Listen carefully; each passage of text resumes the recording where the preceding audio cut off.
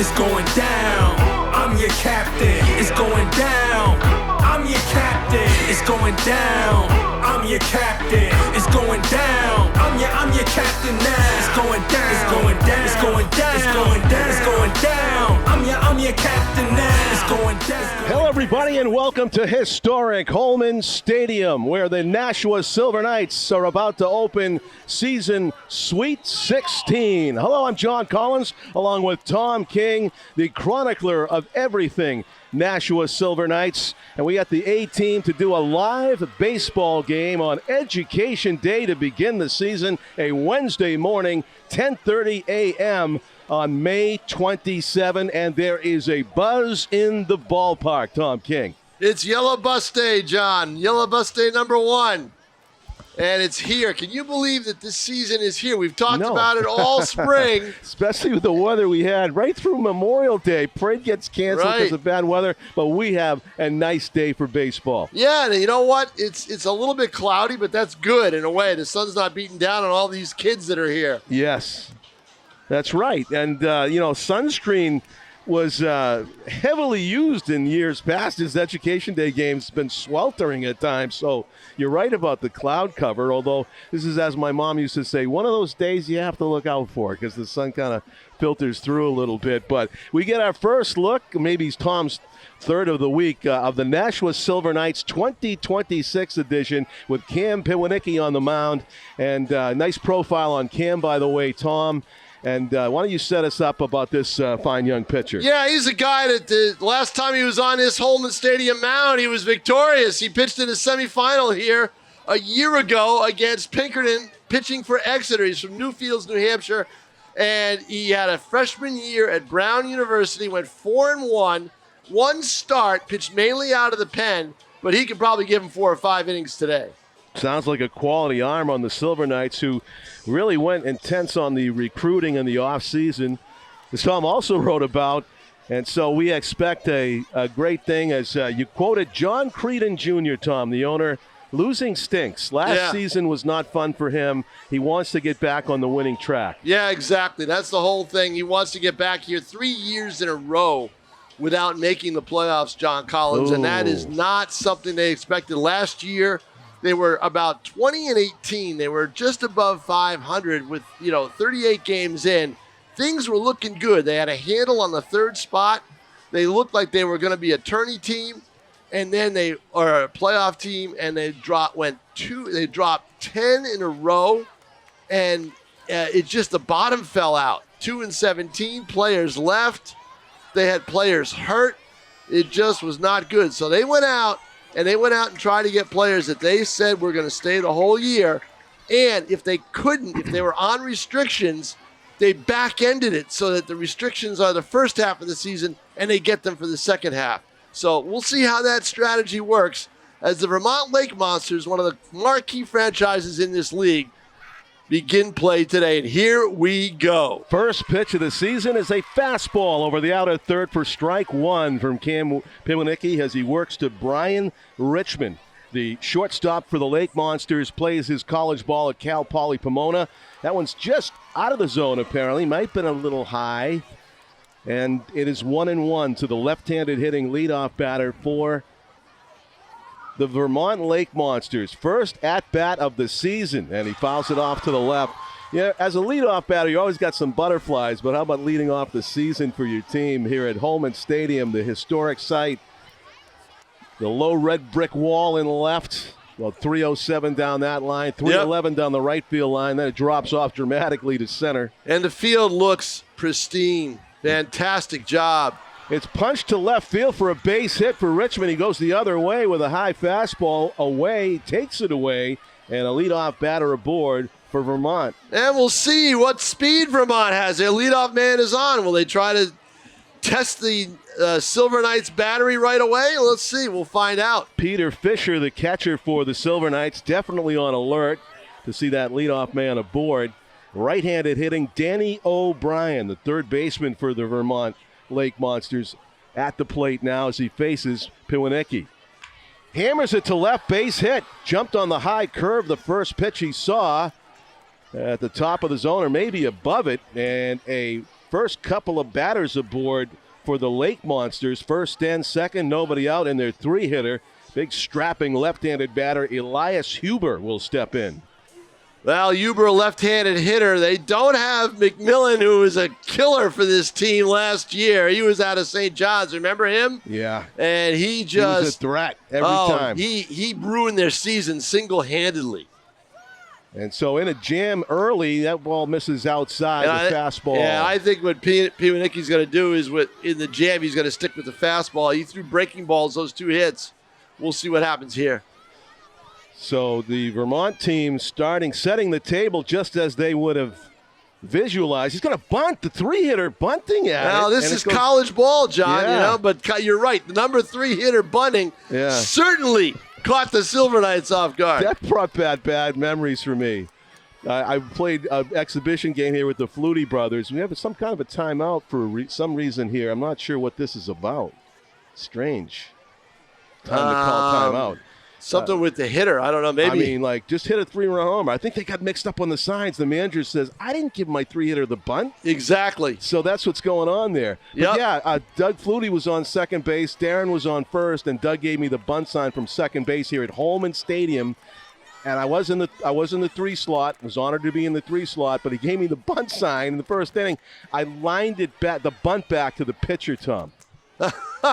Double play. Got Darren at first.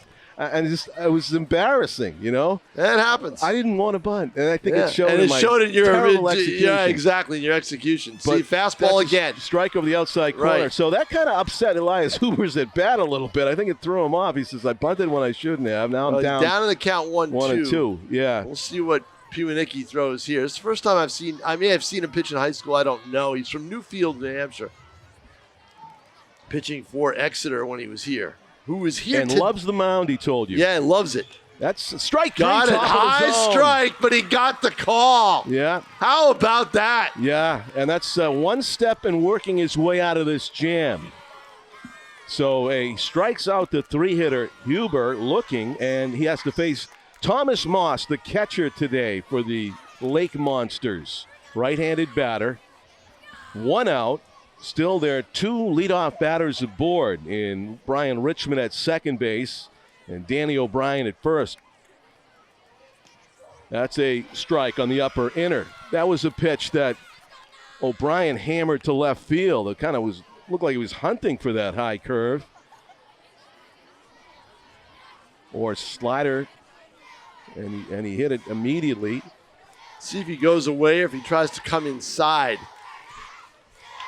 He goes away. And it's a grounder to second. He's still got only 1 play, does Caleb Vacciano. Throws it to Kearney, and it's 2 out now, but runners at second and third. Still an opportunity for the Lake Monsters as Moss grounds out. Now, see, don't forget, the thing in this game, these guys just got here 2 days ago.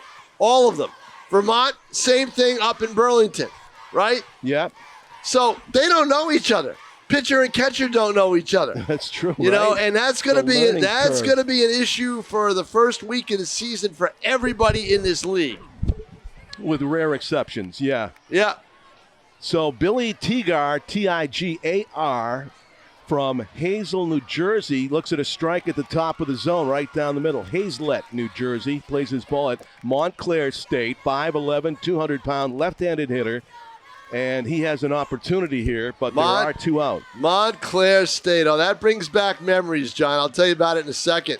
Swings over the top of that fastball down, and it's quickly 0-2. That is where the Nashua Pride beat the New Jersey Jackals in the Can-Am League semifinals back in 2007.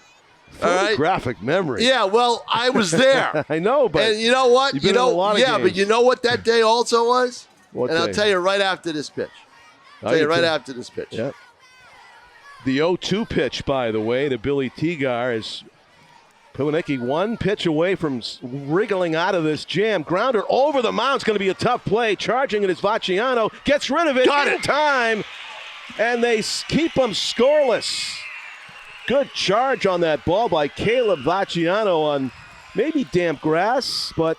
Well, they've got a lot of infielders on this roster that can play anywhere in the infield, all very good defensively and good with the bat. So that's going to be a key for them. Now, back to my story. Montclair State. All right. What day was it? Why was it special? It was a Sunday. It was the season opener for the New England Patriots at the New York Jets. I covered that game and then drove to Montclair State, which is right. Well, it was 15 minutes away from the Meadowlands. A football, baseball double. 15 minutes away from the Meadowlands, That's right? amazing. But that day was the day the Patriots got caught for Spygate. That day? That day. Oh, you're going to remember that day. And Ken Kale, our friend Ken Kale, did the game. By the time I got to the ballpark, it was in the 8th inning. Kale had it all scored for me and everything. I didn't have to take photos or anything. Beautiful. Everything was all done. And I got a story in, and Ken and I drove back to Nashua that night. But I was in Jersey all weekend, Friday, Saturday, Sunday. Wow. Yep. I assume the Montclair Patriots State. won the game. Yes, they did. Yep. Yeah. That was the 2007 season. That was the unbeaten. Oh. That was the unbeaten season. That was the season where everybody accused the Patriots of running up scores. Yep. Which is hilarious in the NFL. It's not hear that argument made, but yeah. So Montclair State is right. It's 15 minutes away from MetLife Stadium. So now we go to look at the starting defense for the Vermont Lake Monsters. And there's also the Yogi Berra Museum there. Yogi Berra Museum? Yep. I think I want to check that out. Yep. Lake Monsters and the Silver Knights will do battle about 9 times this season. I checked the schedule. You play anywhere from 9 to 11 times. 9 to 11, yeah. Nashua will have some 2-game stints, but yep. And sometimes you stay overnight up there. Yeah, I guess I was looking at 9 visits. So you have 9 Vermont's visits, coming right. here 4 times, and Silver Knights going to Vermont 5 times according to the schedule, including the last game of the regular season on a Saturday, the 8th of August. So the first pitch of the game from the Vermont Lake Monsters right-hander is a strike to Connor Smith, left fielder for the Silver Knights, batting leadoff as the Silver Knights dodge a bullet in the top of the first. First 2 batters reached and got stranded at second and third thanks to Cam Piwanicki bearing down in the clutch and the defensive work of the second baseman, Caleb Vacciano. 1-1 is the count on Connor Smith. Fouls it over Tom's head. Yep, right over to the luxury suites. Now, what the team has done today, because all the kids are here, right? Yeah. So they take up a lot of the season ticket holders' seats, and they move the season ticket holders up to the suites for the day. That is a sweet deal. Yep. I would love that if I was a season ticket holder. Nice little trade-off. Yeah, that's not bad. And I don't think I'd miss the game either, even though it started at 10:30 on a Wednesday morning. Make arrangements to be in the suite. Good block for the behind start the of dish. for the start of Sweet 16. That's good. Yeah, Sweet 16, as Tom wrote about the 16th season, they hope will be a charm to get back to the playoffs for the first time in 4 seasons. A team that's won the league championship many times. Leadoff walk for Connor Smith. Surprised that Phoenix Williams isn't the guy that's leading off the speedster in center field. Team's working out their lineups. Maybe some players got some bumps and bruises we don't know about. Don't know. Patrick Schrake, the former Silver Knight, is on the Vermont Lake Monsters, correct? He's not starting in this game? No. And did they talked about on the website that he led the league in hitting last season, the FCBL. He was a good hitter here. Yeah. So we don't know why he's not starting, but we assume he's going to get a lot of playing time for Vermont as he made the move. Well, a lot of you have to understand that they may be on the roster, but they may not be here, John, because of college tournaments. Yeah. The NCAA tournament. Right. We're still only in May here. Right. College World Series is still ahead of us. Right, but the conference tournaments all that stuff were just last week, so now you go into the regionals. Yeah. So, Seamus Kelly is the starting pitcher. He's from Waltham, and you can tell he's a big boy, 6'5", 215. That's a strike on the outside corner. So it's 1-1 to Peter Kablinski. Plays his ball at the University of Southern Maine. And they went and got 2 or 3 guys from USM this year because of their numbers. Their numbers are excellent. Checks the runner, and he throws it away. And on to second base goes Connor Smith. Will he think about 3? Yep, he's going. No hesitation. Good, strong throw across the diamond, but sliding in ahead of it was Connor Smith. How about that? A little run. Taking advantage of the mistake. He takes off and no hesitation as he easily beats the throw. First to third as the Silver Knights bullpen did a scramble drill to get out of the way of that ball. Guess we know why he's leading off, but you throw the ball errantly over there. You're not getting any help from that side. Man at third with no out, and swinging through that pitch was Kablinski. 1-2 is the count. Now he knows all he has to do is hit it to the middle infield. Even the third baseman is back with nobody out here in the first inning. Silver Knights threatening to score the first run of the FCBL season as the pitch is high. I assume this is the first game for everybody in the league, Yes, it is. right? Well, yes, today is the opening day. Yeah, and it's a morning game, so there is one team not playing because it's a 7-team league. That'll always be the case, right? Yep. 2-2 pitch. Swing on and miss, strike 3. That's not what you want. You need contact there. Yeah, even if he bunts it, John. Even if he bunts it. Yeah. So Hunter Troiano will be the batter. Number 7, the shortstop for the Silver Knights. You always tell the guys that played shortstop their whole life, they love that number 7. Or at least I know a few that do. Even though they, on the scorebook they're listed as 6. What was your number? I was 6. 6. Yeah. Favorite. 1-0 is the count to Troiano, who plays his ball at Gannon University. That's going to be a look up for me. Yeah, they got a couple of players from Gannon. Developed a new relationship. I forget where that is. It might be in Pennsylvania. I'm not sure. That sounds like a good guess. 1-1 is the count, as finding that outside corner with the good fastball is Kelly. Now he comes right down the middle. It'll be interesting to see what his velocity is as he's kind of upping the ante here as he's got a runner at third and less than 2 out. Has Troiano in a hole, 1-2. As he came right after him with that fastball. Yeah, over the top. Erie, Pennsylvania. 1-2. Let's see if he keeps coming after him. He looked like he was aiming for the outside corner. Good take by Hunter, and it's 2-2 is the count. Will this be the first run of the season? Leading off at third base, Connor Smith reached on a leadoff walk and then went to third on a errant throw, pickoff throw. Now, here's one thing to keep in mind. You've got a visiting team here. Both teams really don't know the stadium as well because there's a lot of new players for the Silver Knights. Yeah. Don't forget the wild pitch factor off the back wall and bouncing right back to the plate. It surprises a lot of teams. Pokes at it, spoils it. That was a borderline pitch. It might have been strike 3, so good spoil. Now, see, these hitters don't know the umpires yet, and they don't know the strike zones. So they will be looking at anything close. They will be trying to swing at anything close to try to salvage the at-bat. 3-2. Ground ball right side's going to get the run in. Going to throw. Oh, and it's way high. But he already had made the play. Yeah, so he's all safe. No real risk. No real risk involved. Going for yep. it. Out at first, fielder's choice. Actually, no, it's just a ground out to the first baseman, but it is an RBI for Troiano. He did a good job, Tom. That was a quality pitch. That was, and he'd been going that way the whole time, right? Yes. On purpose, I think, and makes the play. 1-0 as Hunter Troiano plates Connor Smith with the first run of the FCBL and the Silver Knights season.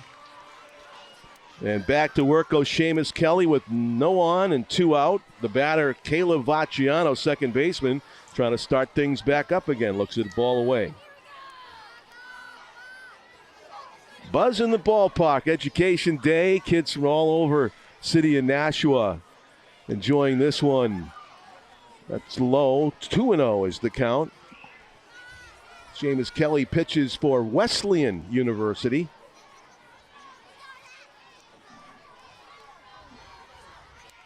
Hard hit, but right at the shortstop. And gloving it just a few inches above the dirt was Brian Richmond for out number 3. But the Silver Knights do get a run as we go to the second inning. All right, John Collins down I go for a couple innings, and I'll be back up. Please do. Tom King, hurry back. Great preview article by Tom in the Telegraph today, calling this Sweet 16 this year. We're super excited, said the owner of the Nashua Silver Knights, John Creedon Jr.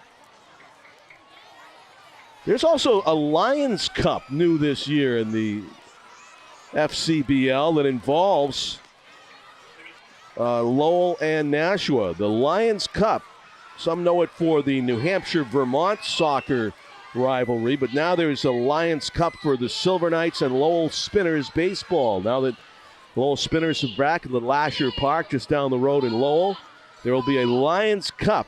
Lions clubs from both Lowell and Nashua have donated the new Lions Cup trophy that will go to the winner of the season series between the Spinners and the Silver Knights. They'll play each other 11 times and 10 right away in the first month plus of the season.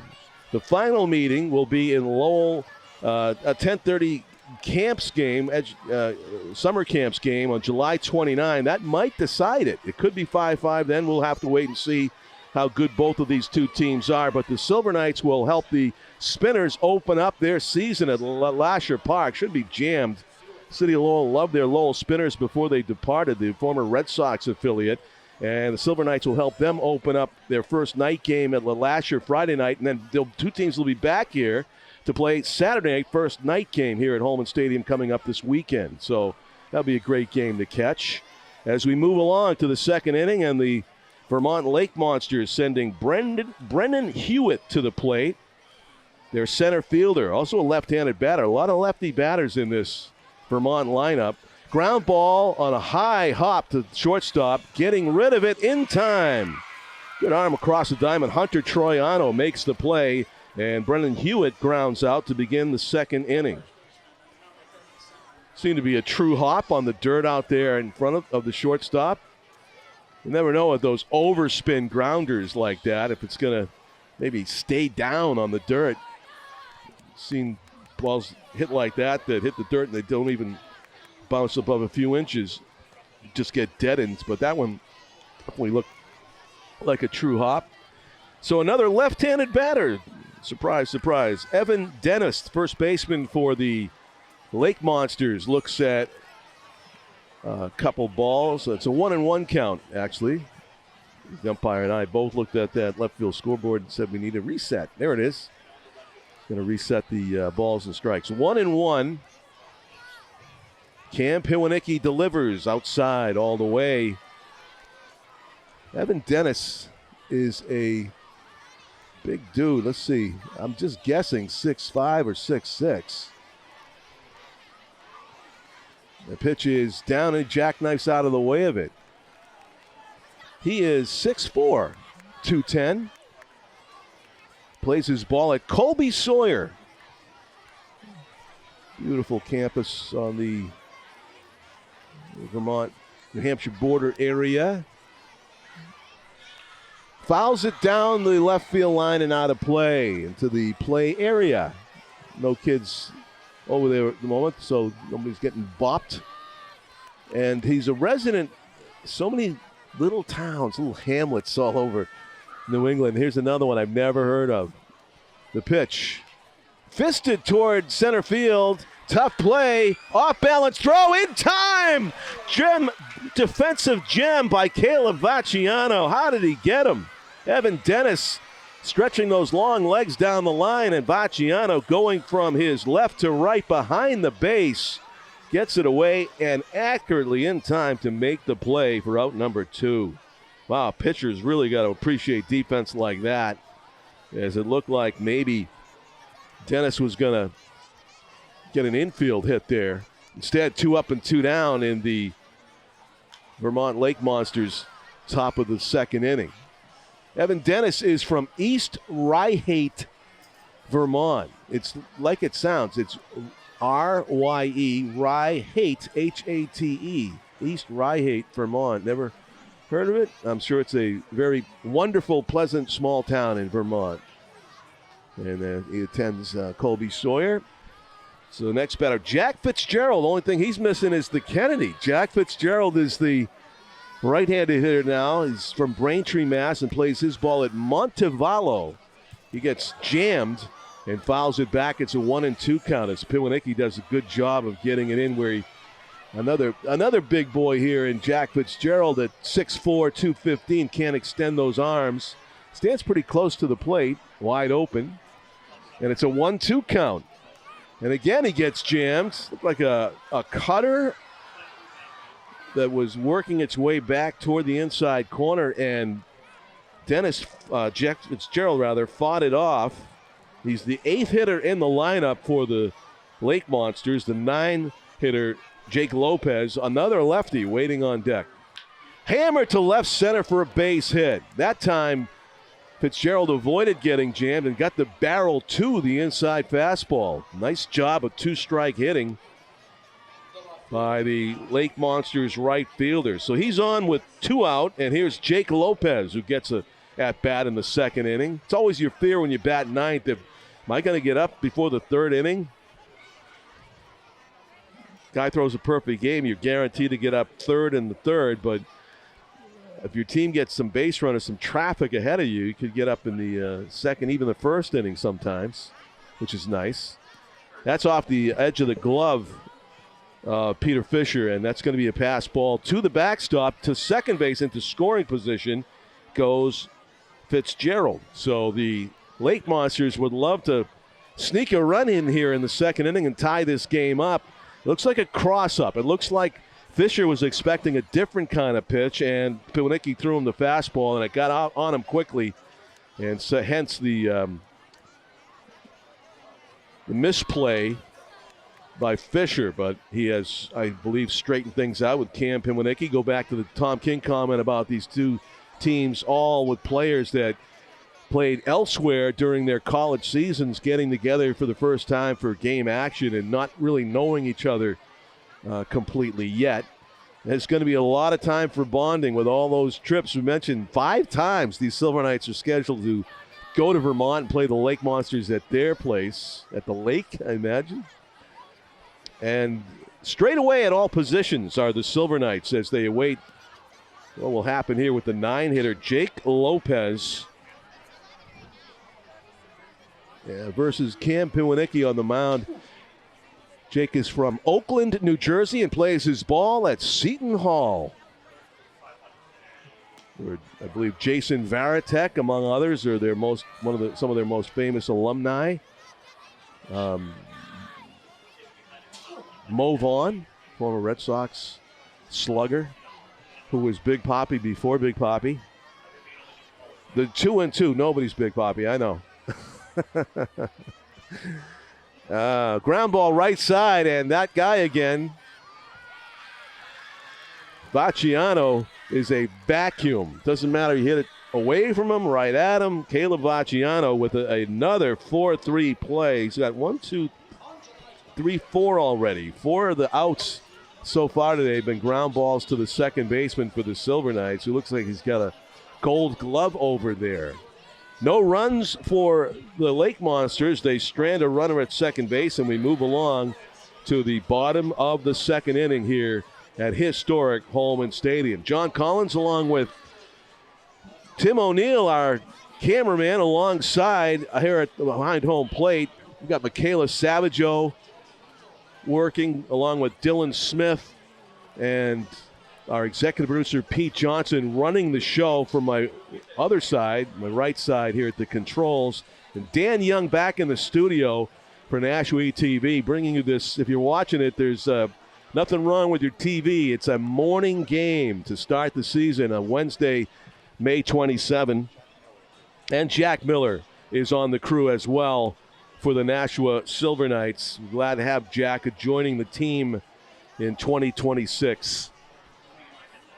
All-Star Game and Home Run Derby will be here on July 21 along with Johnny Gomes, Boston Strong Johnny Gomes himself, who I saw was active hitting home runs at Cooperstown this week. He was there with Wade Boggs and a bunch of other Hall of Famers batting at the Cooperstown baseball field and hitting home runs to left field. So he's already been practicing his home run stroke before he even gets here in July. What an exciting event that should be. So the Silver Knights batting for the second time tonight are due to have the 5, 6, 7 hitters up. And it is Nate Kearney leading off for Nashua. First baseman who plays his ball at Stonehill. A lot of left-handed batters in today's game, for the Silver Knights included. 2 balls, no strikes. Peter Shea's pitch is up and away. Seamus Kelly, rather. Seamus Kelly, starter for the Lake Monsters. Had pretty good command in that first inning. And there were no 4-pitch walks, certainly, although Connor Smith did lead off the game for the Silver Knights offensively with a walk. Now it's 3-1 on Kearney, who's playing first base for the Silver Knights today.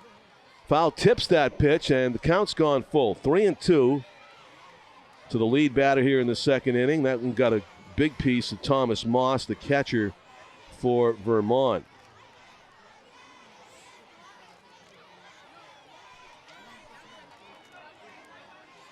See what Seamus Kelly comes up with here.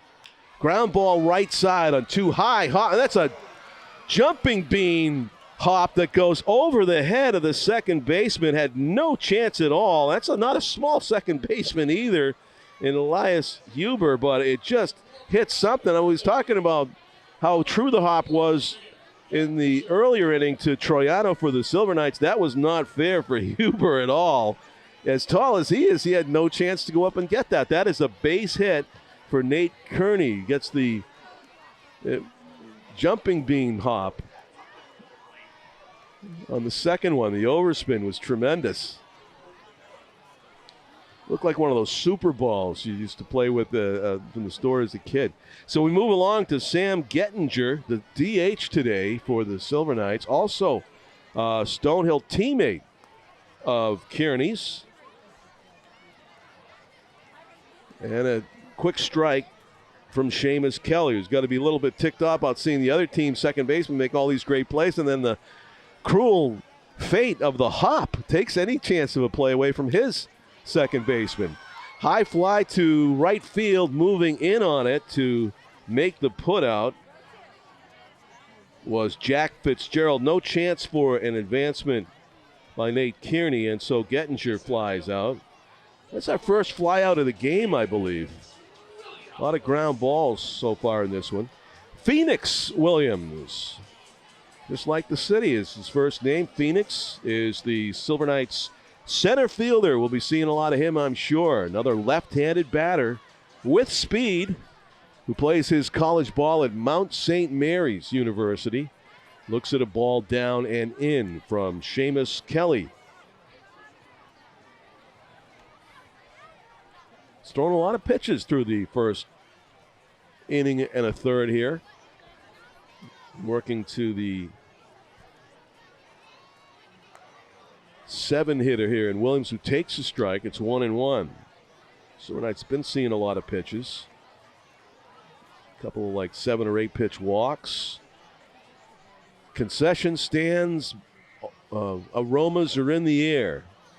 I was going to say odor, but that sounds like a negative word. It's a pleasant smell if you love baseball, walking in here for a 10:30 game on a Wednesday morning at home, and the idea goes through your head, wish I could do this every day. Been some miserable weather that we needed to get through to get here, but we're glad to be here. Nashua TV's coverage of the opening game of the Silver Knights season. Nashua leads 1-0 here in the bottom of the second. Hammered to center, hits the umpire in the back, and the deflection will give the Silver Knights their second lucky hit in a row. Do you believe this? The first bouncer over the second baseman's head, something I haven't seen before. I haven't seen that in a long time. 100-mile-an-hour line drive. Nobody's asking the umpire how he is. I guess everybody resents that he got in the way, but he must have just shook it off. Looked like he got it somewhere around the belt area as he turned his back on the ball. It's a base hit for Phoenix Williams. I'm going to score that one LU. Liner off the umpire, base hit. LU1B. To remind me next time Phoenix comes up. First pitch swinging. It's a fly ball, foul territory, playable. The third baseman gets to it. Nice running play. Of course, you got plenty of room over there for Danny O'Brien to make the putout. So one up and one pitch to Peter Fisher, the catcher for the Silver Knights. Wasn't up there for very long as he foul pops out to the third baseman.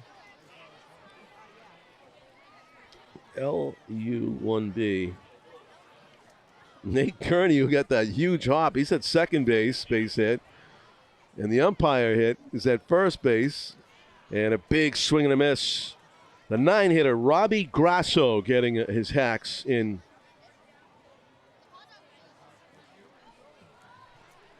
For the Silver Knights.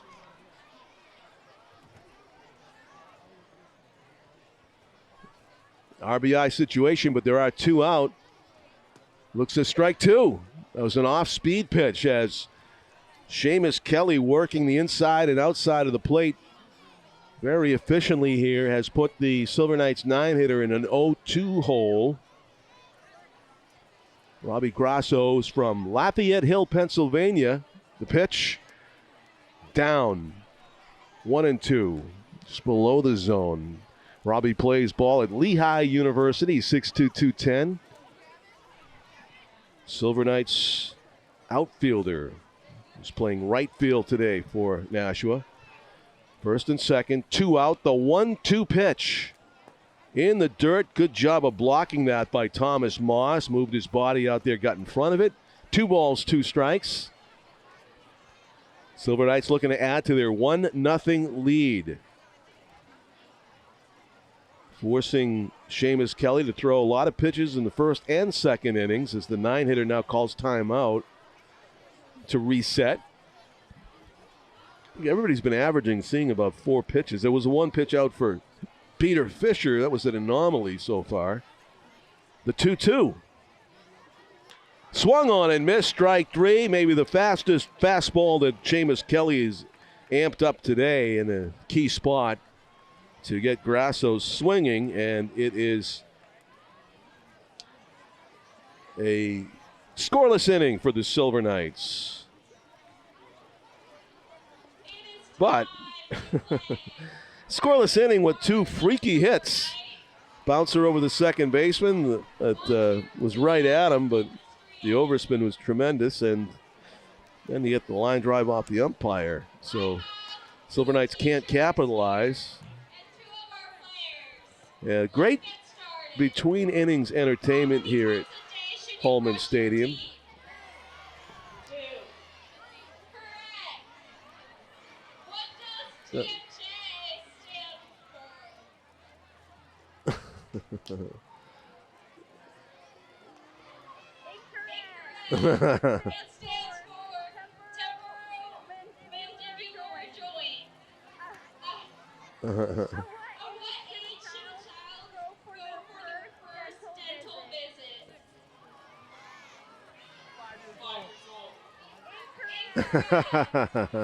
That's way too late, right? Want to hear the answers to these. I mean, that was the same question, wasn't it? I think that was rigged. What's the answer? What age should you take your kid to the dentist? Is it 2? Is it 1? 15? As somebody that's a grandfather, I should know the answer to that question, but of course I don't. And I'm thinking it wasn't fair to ask the kid. I'm sure he has no kids yet, but I can't remember when he first went. That was funny. That was who got put on the spot there for the Silver Knights? It was Declan Wilkes, 29, relief pitcher. Fans win always when you come here at Holman Stadium. Fans win. Back to the top of the order for the Lake Monsters, and it's Brian Richmond to bat. Top of the third inning, Richmond singled and was stranded at third back in the first inning.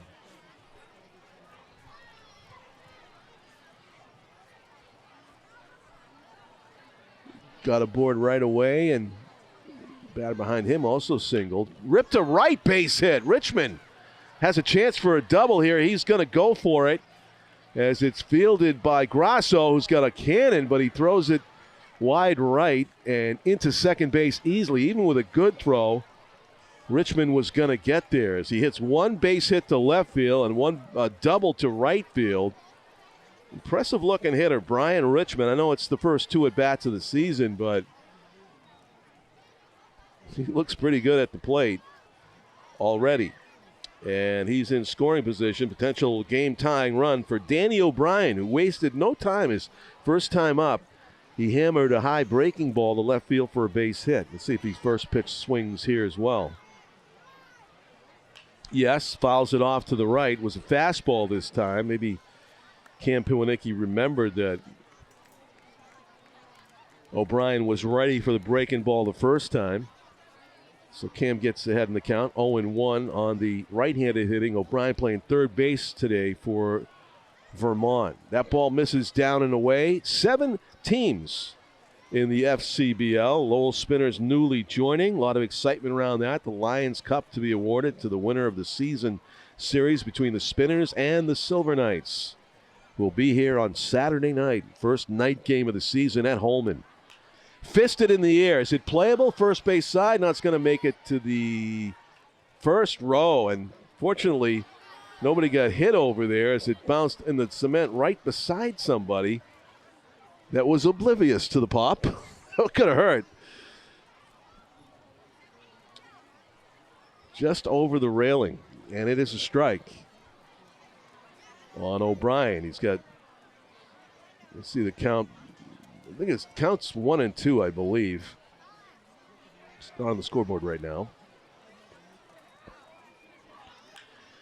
Golf to right. It's going to hang up there for Grasso, and he moves in. Good positioning. No chance to advance by Richmond. Well hit by O'Brien, but right at the right fielder, who was moving from his left to right.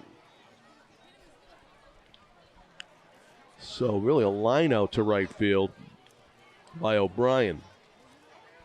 Elias Huber, the 3-hitter, all mixed up his first time up. He went to bunt with runners on first and second and nobody out, and it was a quick conference between the third base coach and the head coach, Matt Fincher of the Lake Monsters, and I think the discussion was along the lines of, I didn't give you the bunt sign. How'd you come up with that? And so then he took a next pitch for a strike, and he was quickly down 0-2. Now he's ahead in the count, 1-0. His second time at bat for Elias Huber. Takes a strike, a breaking ball that tied him up a little bit on the inside sliver. 1-1 is the count.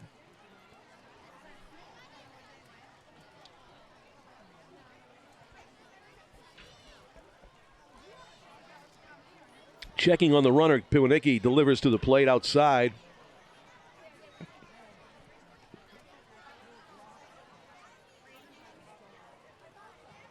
So it's 2 balls and 1 strike. Still a hitter's count for Elias Huber.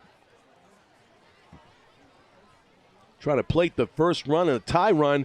Center field base hit. Not a good jump by Richmond. He got a bad read on that. He thought it might have been a chance to be caught.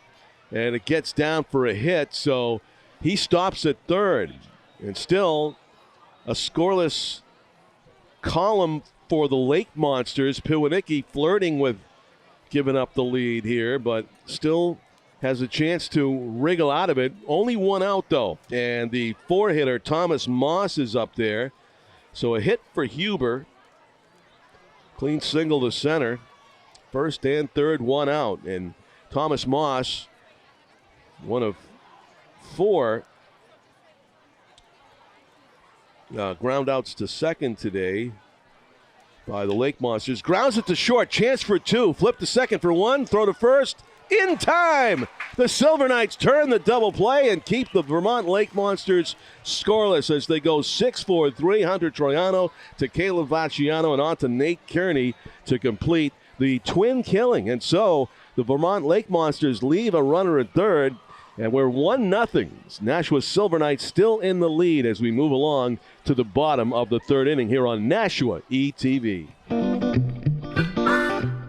This broadcast is made possible by local Comcast television subscribers. Thank you for your support. But did you know that in addition to watching us on Channel 22, you can stream Nashua ETV on the go? Just download the Nashua Community Media TV app on your smartphone or tablet to catch the best of Nashua ETV wherever you are. But from wherever you're watching, we'd like to thank you for watching Nashua ETV. Some of the schools that are in attendance on Education Day today: the Charlotte Avenue School, Fairgrounds, North Londonderry is here. Matthew Thornton School is also here. Greenhalgh, Nashua South, Hon King, Fairgrounds, Second Nature Academy, and Ledge Street School. The Silver Knights season ticket holders gladly yielding their seats to be treated to the suites today. They're invited to use the suites above us here. Great accommodations for them, while the Silver Knights fill up with all the Education Day crowd below us, who sound very excited to be here. You see some of the Silver Knights players now down to our right, giving out some goodies, signing some hats. It's a great take here at historic Holman Stadium. You check out the schedule, pick a few days to come on down, whether it's after work on the weekends, and enjoy high-quality baseball. Some players you may see eventually at the highest level. We've called a lot of names in this FCBL that have ended up on the big stage. And, of course, Mickey Gasper, Silver Knights star hitter for many years, now playing in the starting lineup for the Red Sox every day. Catcher. Amazing to see. I thought he had what it took when I watched him hit here. I thought he was another Wade Boggs in the making with the great eye at the plate and the high batting average. And he's had flashes of that at the major league level now for the Red Sox. Of course, Ben Rice continues pounding the baseball for the Yankees. He's one of their top sluggers on that team now, along with, of course, Aaron Judge. And he played FCBL for 2 seasons. That one's off the plate outside to Connor Smith, who drew leadoff duty for the Silver Knights and drew a leadoff walk. Ground ball, hard hit left side. It's going to gallop on through the left side. A lot on it. It had some extra overspin. And that is a base hit for Connor Smith. Been on board both times. Left fielder for the Silver Knights, who went first to third on a wild pickoff throw from Seamus Kelly. Last time he was on first, he got over to third with nobody out. And the Silver Knights were able to get him in on a ground out by Hunter Troiano, who's on deck right now. Peter Kablinski, who struck out his first time, facing Seamus Kelly for his second time up there, as Kelly checks on Smith over at first base. Nobody's attempted a steal yet in this game for either team. And again, throws to first. Had him leaning that time was Smith. Had a huge lead and also took a little bit of a move towards second. Fortunate to get back safely. And a little bit less of a lead now for Smith over at first, as Kablinski awaits the pitch. No, he's going to throw back over there. I don't think we have any limit on how many times you can check on the runner in the FCBL like they do in the majors now. We do have TrackMan technology, though, at Holman Stadium, and I'll let Tom explain that exciting addition. That one gets through the wickets on a wild pitch in the dirt. So advancing to second base goes Smith. Alert base running. He faked like he was going to steal on that pitch, but then he didn't have to sweat it. This ball gets away from Thomas Moss. So down to second base in the scoring position goes Smith, and Kablinski now with an opportunity. Ahead in the count, 1 ball and no strikes. Pitch. Strike on the upper outer edge. Seamus Kelly does have good velocity, and he's used it to advantage a few times in this game. He's got 2 strikeouts of Silver Knights hitters. And usually just with, by the way, the fastball, amping it up and throwing it by people. Kablinski still ahead in the count, though. 2 balls and 1 strike. This might be strength against strength here, as Kelly hasn't had great control over the breaking stuff. He'll probably go back to the heater. There goes the runner. Misses low and away. Throw to third is not going to be in time, as Connor Smith got a monster jump. Seamus Kelly kind of forgot about him a little bit. And he's at third base, is Connor Smith, with less than 2 out. Nobody out, in fact, yet here in the 3rd inning. Kablinski looked at ball 3 away, so he's in the driver's seat now. Pitch. That one is on the inside corner, not a hitter's pitch at all. You know, looking for a cookie on 3-1, and he didn't get it. That was perfect paint by Kelly to go full in the count. I believe it's 3-2. Pitch. Off speed, fouls it back. Did have the batter out ahead a little bit, but a good job of getting a piece of that one, like Kablinski. Plays his ball for University of Southern Maine. Ball 4, and he is aboard. With nobody out, first and third, runners on the corners for the 3-hitter. Hunter Troiano put up a great at-bat his first time up. Kelly was pumping fastballs right on the outer edge. Troiano managing to foul a few off before he finally had a ground ball to the first baseman, allowing Connor Smith to score. The game's only run to this point. 1-0, the Silver Knights lead, but they have a great chance to add to it here in the bottom of the 3rd inning. Fastball, strike 1. And he's just been living there on Hunter Troiano, that outside corner with the good heater. And getting those calls, too. That's important for the pitcher. Changes the at-bat. Wider, a little bit of wider plate. Pitch. There goes the runner, and it's a broken bat. Foul ball down the right field way, and Hunter will need a new one. It broke right above the handle. 2 pieces.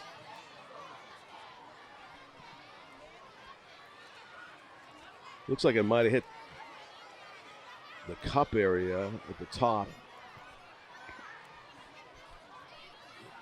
So it's a foul ball. 0-2 is the count on Hunter Troiano. And in the 3 spot with a second opportunity for an RBI. He wants to put the ball in play. Doesn't want to hit into a double play, of course. Pitch. And he fouls that one into the screen. A lot of fastballs away and foul balls away, as that draws a smile from Hunter Troiano.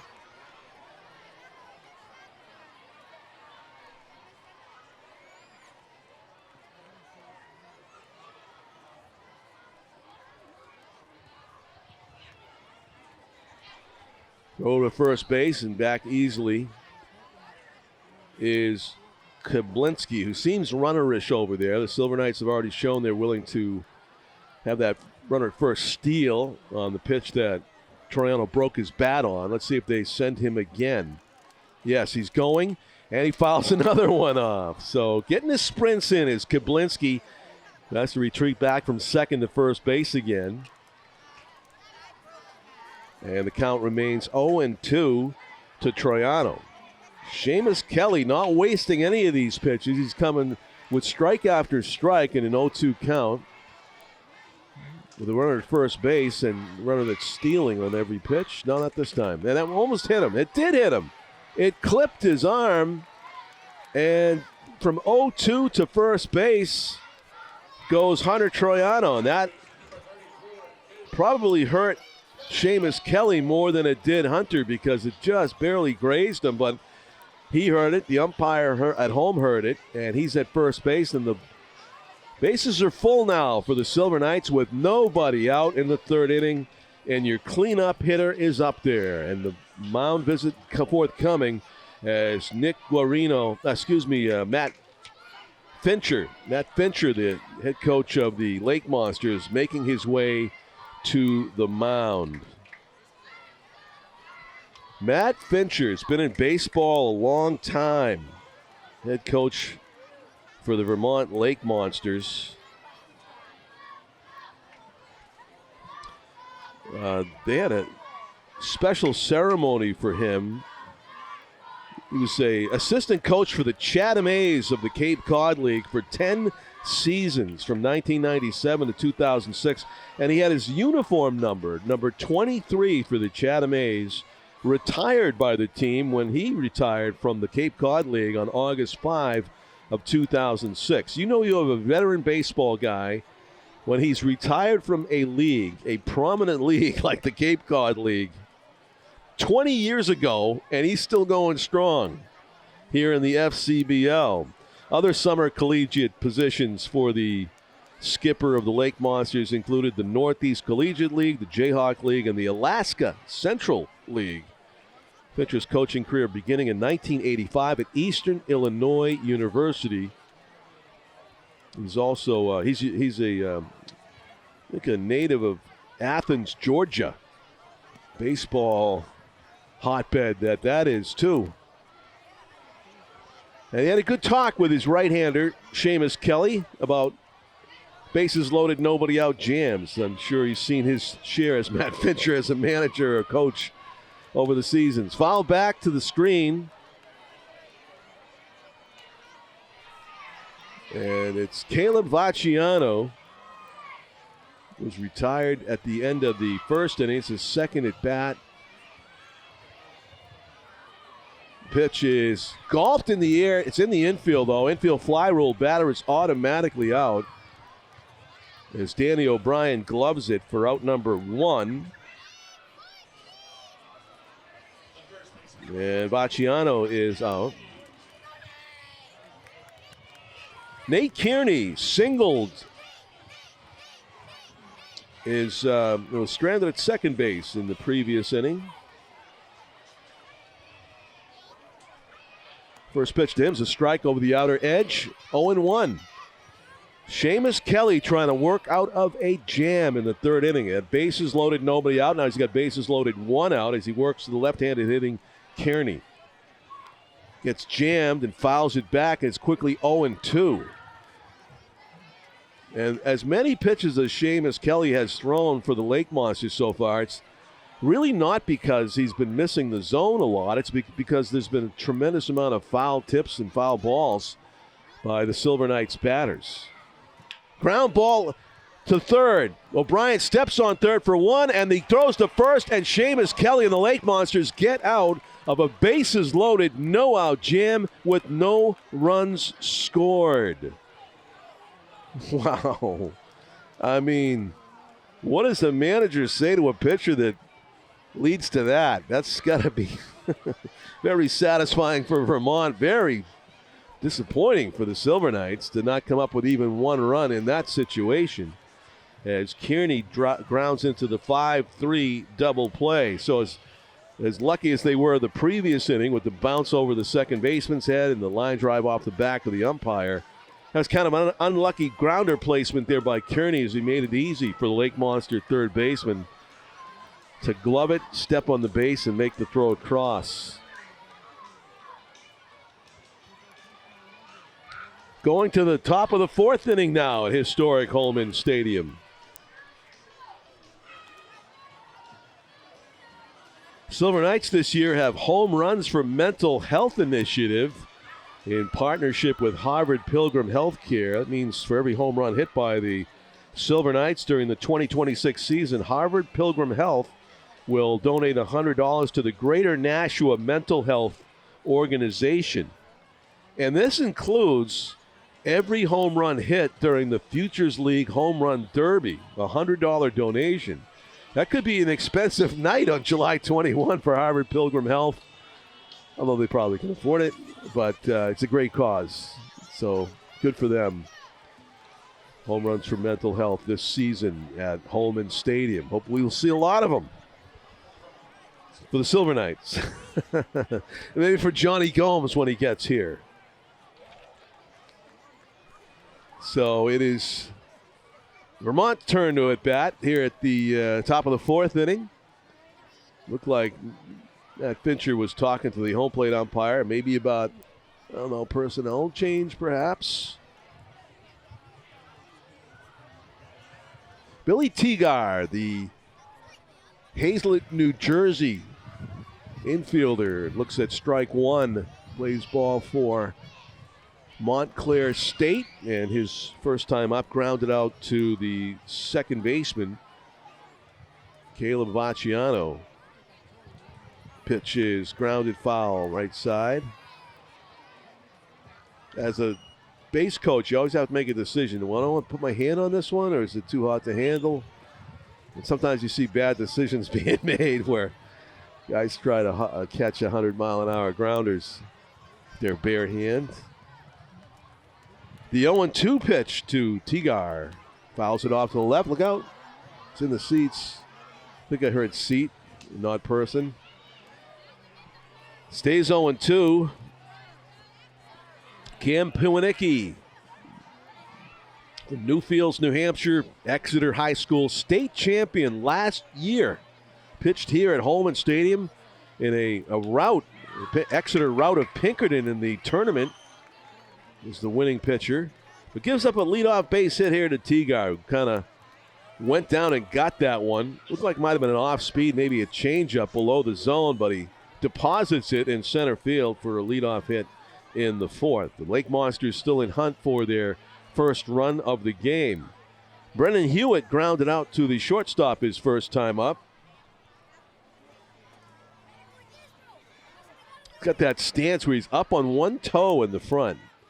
Just looking to take a mighty hack. Usually you see guys like that. That means this.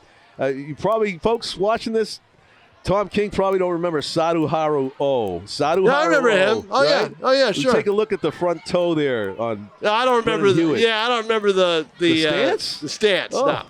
no. How did you imitate it when you played wiffle ball? I swung with one hand. We had all the stances. We had Yaz, we had Saduharu O, all left-handed batters. 58 home runs in 1973 at the Albany Jewish Community Center. What? Yeah, yep. To left field, is it fair or foul? Long run and a dive off the glove. Had a chance to make the play to Connor Smith, Tom King. Yep, he did. Yeah, no. Got there. Wiffle Ball League. Wiffle Ball League, yeah. Wow. Yep. You kept those stats. Oh, yeah. Well, that was a shade back to 2025. Bases loaded, nobody out. Bases loaded, nobody out, and 0 runs. Yeah. I mean, exactly what you want. You want the pop-up where no one can advance. Yeah, exactly. Just as good as a strikeout. Foul out, look out. Just as good as a strikeout. And now, John Collins, take a look to your left. Yep. I see. You see the players down in front. Oh, yeah. Right. Now, take a look all the way down and see how long that line is. It's a long line. They're signing autographs, and kids are all the way down midway through the first base side. Slowly hit ground ball. Vacciano makes another great play. Vacciano is primo at second base. They want to rotate players. I wouldn't move him. He looks like he's got the Gold Glove working already. Right, exactly.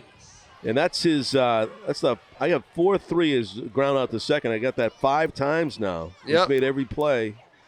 as Hewitt grounds out. They do get a runner to second base, but now 1 out. Same thing as a sacrifice, really, for the Lake Monsters. Evan Dennis grounded out to second base, his first time up. You've got your big boppers up, and you're not able to score. Yeah. Kearney was a very good hitter for this team 2 years ago. He was hurt all last year. So that's a tough situation that, brings back the memories of their failures of last year. I'm sure. That one misses down and in, 2-0. I'm sure Nate Carino was sitting there saying, I've seen this before. Yeah. And, Evan Dennis got robbed his first time up by another great play by Caleb Vacciano as he ranged to his right up the middle and threw on the run going the other way to get Dennis by less than half a step. They give the Vacciano gives the middle again, kind of daring Dennis to hit it up there again, I guess. Right. But he's playing him to pull. And it's a 3-0 count. Question is, will he swing on this? Probably be taking it.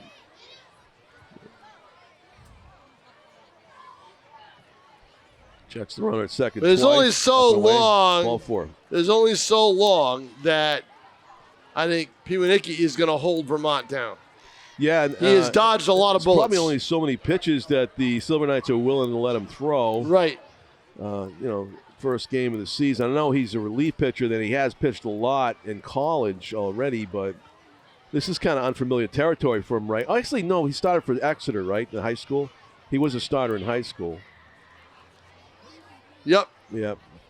You mentioned the game. I looked at the score. That was a blowout. It was a blowout, but he pitched five. He pitched all 5 innings. I'm pretty sure for Exeter. I wasn't here, but and we do have. I looked it up, and that seemed to be the case. Yeah. So they're talking to him right now. Josh Florence is warming up for the Silver Knights in the bullpen in right field. Stonehill College pitcher. Yeah, I don't think Piwnicki was going to go more than 4 anyway, right? Yeah. He's a reliever mostly in college, had 1 start. Yeah. They're not going to burn him out. Their idea this year, in terms of getting a bunch of quality starters, guys that they felt were quality starters or quality long relievers, is to double up the innings. In other words, you use 2 starters for 1 game, right? Right. That's what they like to do if they have the chance to do it. First pitch swinging, Jack Fitzgerald, who's just missing the Kennedy at the end. They have one. Yeah, exactly. Braintree, Mass. They have one pitcher, Nigel Cross, who works during the week and will only be available to pitch on Saturdays. So he's going to start Saturday night here. This could be 2. At the third baseman, he'll step on third, throw to first, in time. Got him. How did that happen? Peter Kablinski makes it look like nothing, deal, no sweat. big deal, exactly. And again, runners are at a premium. Crossing the plate, no one can seem to drive in runs. How about that? One half inning, the top of the inning, you see. Actually, no, it was the bottom of the 4th. Bottom of the 3rd, bases loaded, nobody out. Third, yeah. And here, it's a 5-3 double play. Right here, you've got 1st and 3rd, 1 out, and you get the 5-3 double play. And he doesn't go to second base. He had a long way to run to get to third, and he had a long throw to make across the diamond. What's that? 126 feet or something like that? John, you know what we are falling into the trap of, in a way. So I'll remind you of this. Oh, watching high school ball and now we've been watching high school ball for a month and a half. This is college baseball, a level above. They're able, a high school player would never be able to make that play. No. He wouldn't be able to even, no offense to the high school player, he wouldn't think to make that play. He would tag the base and that would be it. Yeah. Right? Yeah. So here we're watching another level of baseball. In fact, get used to it because we're not here for 7 innings. The only day we'll be here for 7 innings is going to be in case of a doubleheader, but also on the July 4th game. Okay, that's a 7-inning game as well, just to be able to get the players out of the stadium in times to set up for the 4th of July fireworks. But we're here for 9 innings. This is a 9-inning ball game. Now a lot of these kids won't be here for that time. They get them back to school earlier, but we're here for 9. So that's an adjustment for everybody. It's going to be adjustment for our techs. It's going to be adjustment for for everybody that, this is a 9-inning ball game, and the talent level is above what we've seen over the last 6 weeks. Today's not 9 innings? Today is 9 innings. Tim O'Neill was questioning you on that. Nice try, Tim. Yeah, you're giving him bad news. He doesn't want to hear it. Yeah, you're here for 9, Tim. You're here for 9, Tim O'Neill. Okay. If he'd probably known it was 9, he probably would have told Pete, I'm not coming. Pete, Tim, all the games are 7 innings from now on, okay? Well, bait and switch. Let's tell him there's 7 innings, and he'll show up. Pete said until noon. Nice try. Blow through that too. Nice try. What was Pete thinking of? I don't know. He's thinking it was going to be July 4th fireworks already, I guess. I don't know. So the July 4th game, I'm not sure the start time of that. It might be 11, might be 10. I think we might be doing 10, yeah. Yeah, it might be doing 10. They're going to go 7 innings because they want to get him out of here. Because we remember a couple of years ago, the game was draggy, remember? And they had to end it after. Yes. They had to end it after 8 innings. They had to end it after 8 innings. 8 innings, yeah. Weird ending. Right, so they went back to what they originally did the first year, which was 7 innings. Because what happened was the second year, they went 9. They said, oh, wow, that 7-inning game was so quickly, we can go 9. And they went 9 the second year, and it was okay. But after that, the third year, nope. So it's a new pitcher in the game, by the way, for the Lake Monsters, Jack Richburg. Yep. Ground ball left side and through. Gettinger with a leadoff hit here in the 4th inning. Pounded that 2-2 pitch through the hole. And it'll be Phoenix Williams, who reached on what a strange inning that was when the Silver Knights got a jumping jack ball over the second baseman's head on what should have been a routine ground ball out. The Holman Stadium hop. The Holman hop. The Holman hop. The Holman hop. I was missing the alliteration. Let's all do the Holman hop. And then the next batter was Phoenix Williams, and he got the line drive off the umpire. Let's all do the Holman hop. I'll pull a hamstring in 30 seconds. Yeah, exactly. And then ball off the umpire. Right, exactly. Well, they're playing in at third, so that probably takes the bunt away. Let's see. Oh, right side, the hit and run works. Oh, look at that. The hit and run works as the infielder shades over to second. Although they track it down in right field, so there's no advance to third base. But, yeah, Phoenix Williams and Sam Gettinger, between the two of them, they're 4 for 4. Yep. In the 6-7 spots in the order. Peter Fisher, the 8-hitter, popped up to the third baseman in foul territory. As I see Matt Fincher comes out to make some instructions to the team about be wary of the bunt. I think he was talking to his third baseman, Robbie. However, if he can take the ball the other way, look at that hole. Shading towards second base, the infield must have a scouting report that says he's a straight pull. But look at that hole, John Collins. That is almost the entire left side. It is. And he was looking over the top of that. He was looking that way. Yeah. You see it? See the way he checked it? That was the worst pitch to try to go the other way with. Right. It was a slow curve down and in. And he knew it, and he stopped. Yeah, he stopped. It's got 1-2 now is the count, right? And they called it a strike. They called it a swing. Yeah, I think he went through. Oh, he did. He went. Yeah, so it's 0-2. Yep. Offered. Peter Fisher. Trying to keep the line moving. Ground ball slowly hit right side. That's good advance a runner. Yes, it's like a bunt. Yep, definitely with nobody is. out, yep. like a sacrifice. So now, here we go. The 9-hitter Grasso. Runners in scoring position with number 9 up, and Grasso struck out his first time up. So we'll see what happens here. Right-handed hitter. Looks like a righty pull. Yep. We'll see. Seamus Kelly, the starter for the Lake Monsters, had a really good fastball. He blew it by a few hitters. And Grasso was one of them. He struck him out with the heat. But this is a different pitcher. This is Jack Richburg, who seems to be featuring a lot of off-speed. Yep. Goes with the fastball there, though, right down the middle. Strike one. So we'll see if Richburg goes to the fastball more often here or not. And the other thing we got to keep in mind here, too. Swung on and missed. 2 fastballs in a row. The other thing you got to keep in mind is, and John, you would know this. I wouldn't, right? You would know this. These players all have to adjust now to the wooden bat. Yeah. And I'll ask you in between innings what that's like, all right? Yeah. And that pitch is high and away, so 1 and 2. But I tell you what, they cannot leave it up to 2 outs and 2 on. They need to knock in these runs. He's got to just lift it into the outfield. Ground ball, foul. All right, that was an off-speed pitch. I think it's going to set up a fastball here. We'll see. Look at this line for these kids, boy. They are getting their Silver Knights towels autographed. Yeah. The 1-2. Fastball. Fouled off the mitt. They're going to say no contact. Run scores.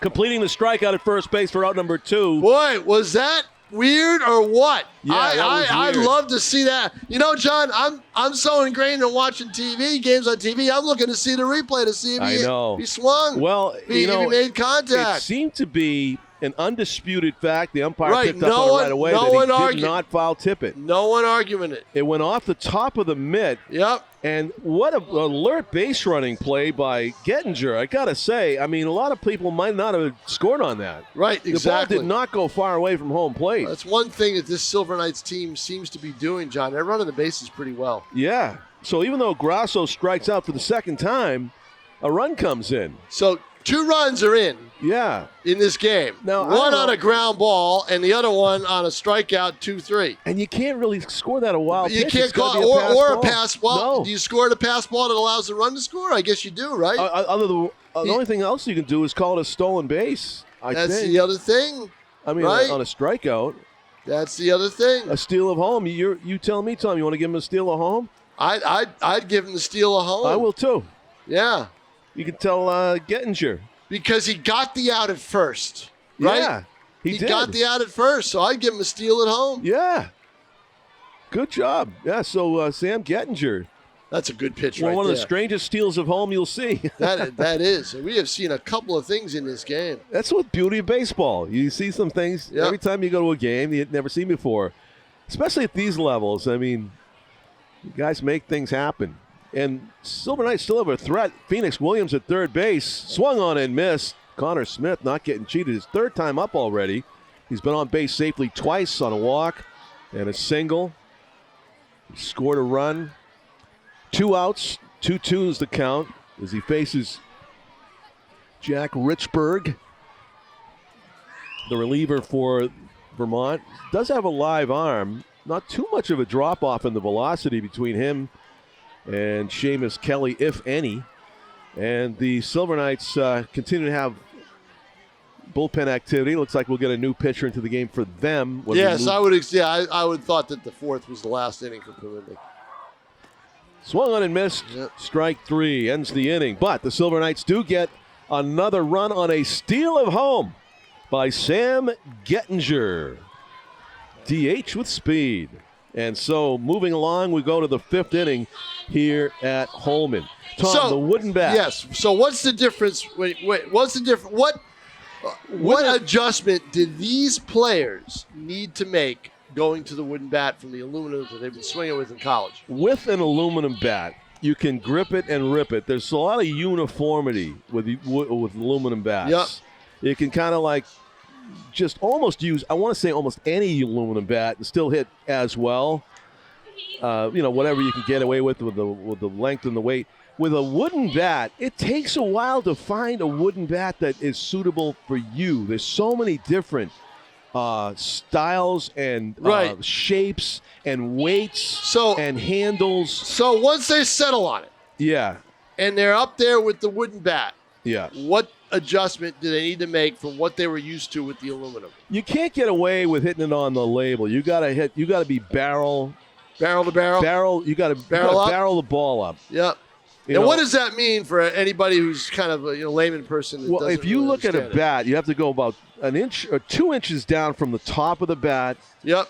And about 2 inches up from the label of the bat, the very center, Yep. And there's usually, if it's a good wooden bat, it's got a little bit of an extended sweet spot. Got a sweet spot, yep. Yeah, okay. And that's where you want to, like, if you're taking batting practice, you want to see a lot of wear and tear on that part of the bat to know that you're getting the barrel to it, whether it's pitches away, pitches inside. Yep. You want to get the barrel to the ball. It's more important with a wooden bat than it is with an aluminum bat, and that's a learning adjustment that, some batters make pretty quickly. Like, I want to say, for an example, it looked to me like the leadoff batter, Brian Richmond for Vermont, has used a wooden bat at some point before in his life because he's making that thing sing. First pitch, swing. That was almost a double inside the line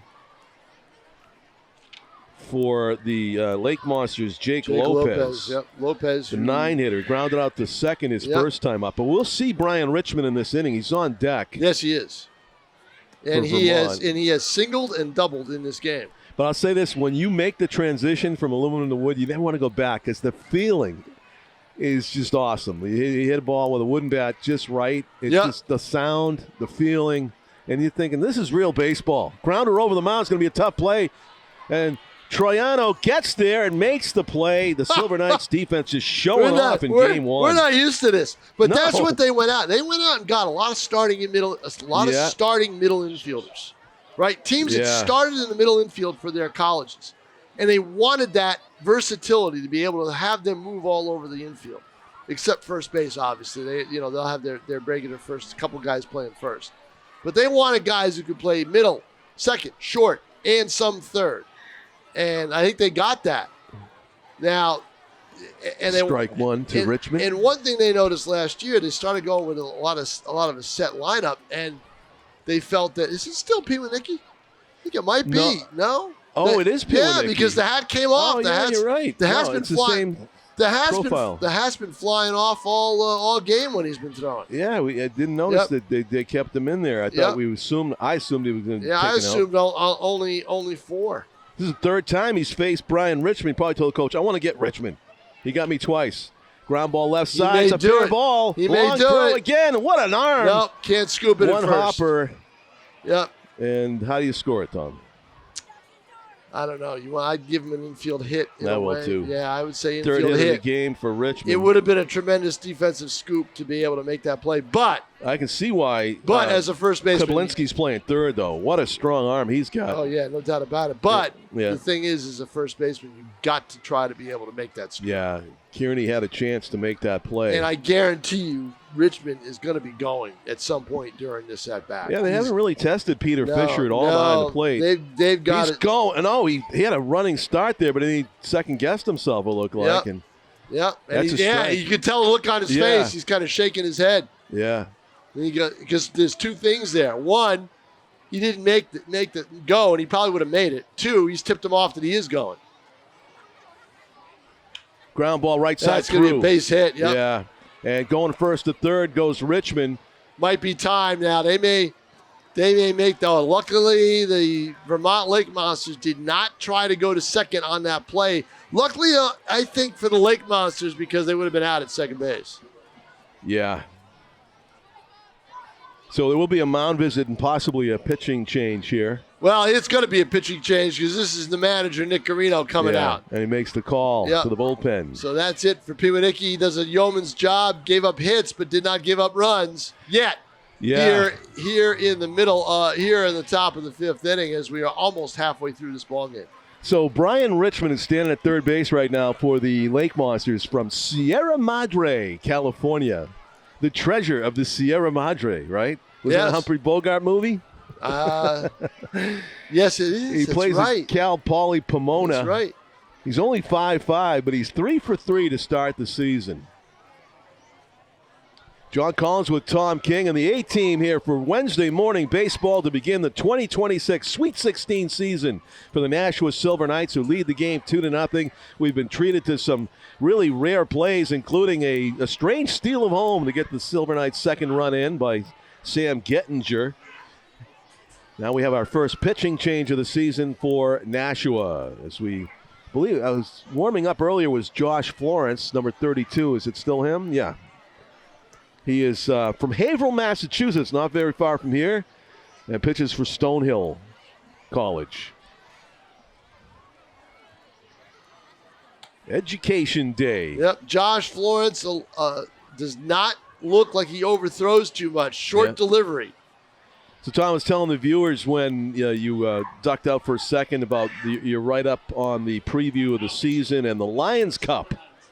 Yeah, I mean, there's a few previews that were been running for the last 3 or 4 days. So the whole roster story was in on Sunday. Anybody can take a look at that. It's online as well. You can take a look at the profiles of these players or how the roster shapes up. And also, you had a picture of them practicing their dance. I came here yesterday. See, on Monday. There was food. I say, wow, he came Tuesday exactly. also. Well, see, on Monday, they worked out inside because the first half of the day was rain, right? And then it cleared up, but the stadium was not ready for use. So yesterday, you knew they were going to work out. I said, what time are you working? 11 a.m. I got here probably around noon, 12:15, because my plan was to wait until the end of that workout and take a few pictures of them working out, but also grab a shot of them practicing Love Is Gone, which will be in the middle of the 6th inning, because they did that last year. They've done it the last couple of years, and it's the last thing they do before they get let out for the day. And it was a riot. I mean, they had to have they had to play it on the loudspeaker. I had somebody up here to play it and everything else. And they weren't sure if they had the right version, the whole bit. It was a riot. It really was. And we get to see it live. And they had to go through it a couple of times. Oh, yeah? And today, they had to go through it. Don't forget, a lot of these guys, they're all new. Yeah, I mean, there were a couple that were here last year. If you want to play for the Savannah Bananas someday, better learn that Love Is Gone dance. Exactly, right? So.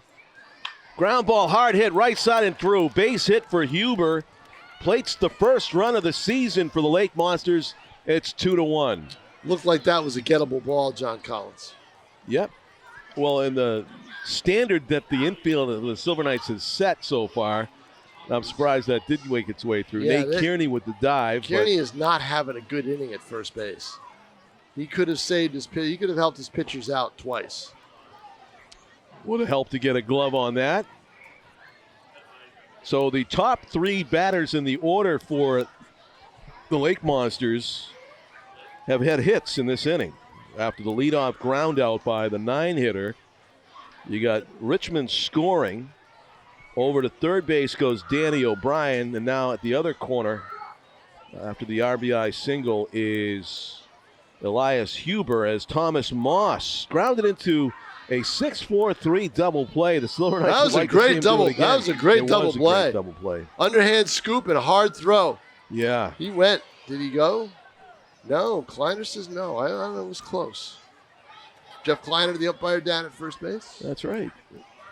Says that before the start of every baseball season, no matter whether it's high school or whether it's the college season back in February or whether it's today, I believe he watches. Ooh, hit him. Base is full. Yep. He watches Bull Durham. Does he? The night before, because it's he calls it. I believe that's the one he chose, because it depicts, true minor league type baseball. Oh. And the life of a baseball player. So.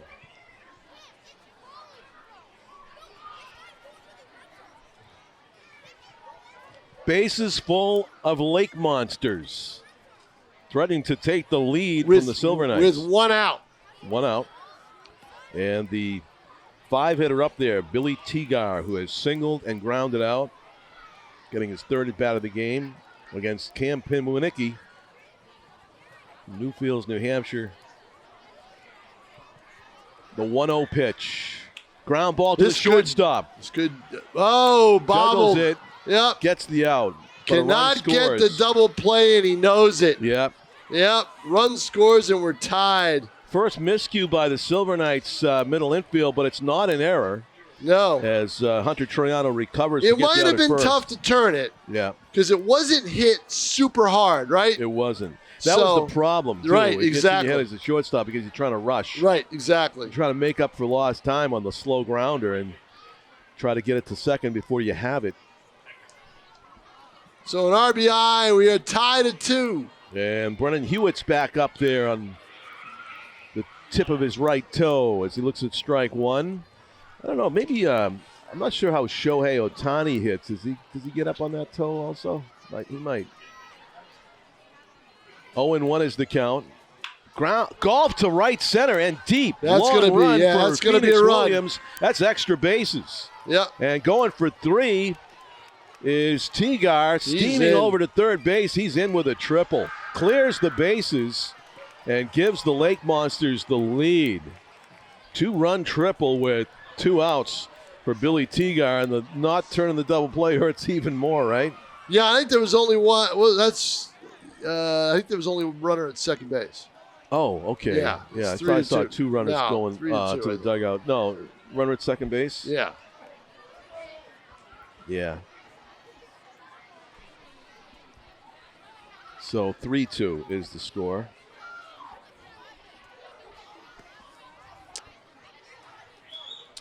Relief help is not there. No. They are hitting him. They are on top of him right away.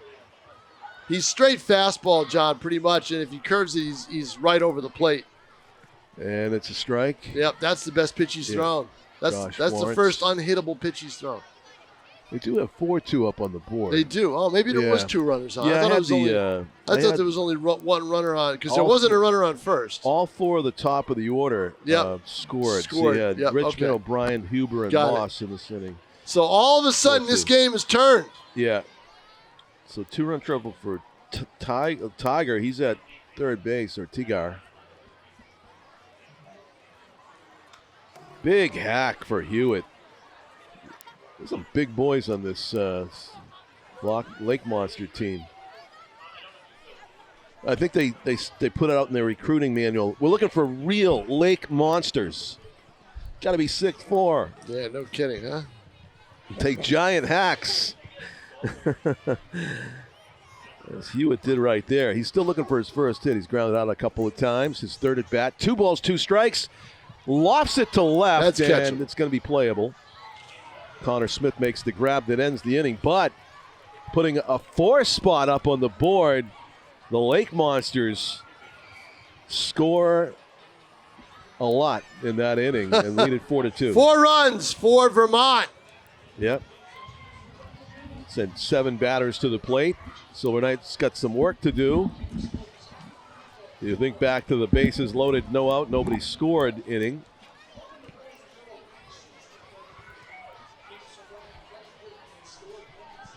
Jack Richburg will be back out there for the Lake Monsters in his second inning of relief.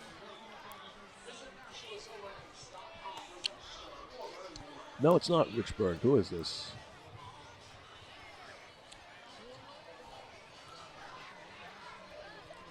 They put their third baseman on the mound? 32. Danny O'Brien? Could be. You've got some players in this league that can do position and pitch. Wow. Now, we were saying we're at a different level, but that's something that you see a lot in high school. You see taking position. You see it in college, though. Yeah, college game. Yeah. College game has got come off a position. Oh, yeah. Get oh, on the sure. mound. Oh, yeah. Yep. Definitely. Certainly he's got if they can do it. A strong arm. If they can do it, a coach will do it if he thinks he can get something out of a player, right? Al St. Louis visiting the booth. The 8-time world record holder. I love that introduction you got today. Nice with a visit. And, it's a special occasion when Al's there singing the national anthem. Also, throwing out the first pitch today for the ball game was Jimmy Smith, Rivier University head coach. I think he threw a strike. Yeah, Riviere and the Silver Knights are use the same. There's a press release I have to go over it and find out what they were doing, but they've kind of used the same design. They've shared. They're partnering and getting uniforms. Oh, and that's why one of the reasons why I believe he was here. Nice. Yep. I'd like to see more Riv kids playing summer ball. I think that they need that. I don't see any in the Futures League, and that's something that needs to change. They need to get their level up to where they can do that, and they may have. I mean, I'm not sure where some of these guys are. So Peter Kablinski leads off for the Silver Knights and takes a strike. There have been a couple here. And Danny O'Brien getting his first inning of work for the Vermont Lake Monsters. Versatile player. Can hit, can play third, can pitch. Threw that one like a position player, though. He sure did. Kind of short strided it. All arm. I know because I recognize myself in that fielder trying to pitch category. But does blow that one by Kablinski. The fastball, 2 balls and 1 strike. Not a lot of deception going on. He's just firing fastballs here. Let's see if he's got some off speed or not. Kablinski has struck out and walked. Got hit. He got hit in the forearm with that. Yeah, the Riviera staff is here. Yep. See one of their PR guys down there. Yep. Good ball game to take in. You can watch games. Still have plenty time left in the day to do stuff. Exactly. There will be a game. We were talking about the Exeter High School connection with Cam Piwanicki. His alma mater will be playing this afternoon here. Yes, they will. Against BG, is it? Yes, it is. Yeah. Yep. That's a decent big time Division I game right now between two. Let's hope the games don't overlap. Contenders. Yeah, no kidding. Man. Was it a 3 o'clock start? No, 4:30. 4:30. Okay, that's they got to get the stadium ready. The whole day. It's fouled off to the right. Unfortunate drawback for the kids. I don't know. Some of them don't mind, but they often leave before the game ends. They have to leave. They have to go back to school. Yeah, exactly. Like I said early in the game, a lot of them won't be here when this game ends. Yeah, it turns into a COVID crowd. Hey, look at this, John. They're throwing up hot dogs to the crowd. How about that? Foul back to the screen. Not bad. Stick your arm out, John. You may be able to snare. I'm all set. They may be able to stop. You're never all set, John. There's no such thing as one too hot much. Dog's not enough. There's no such thing as too much free food.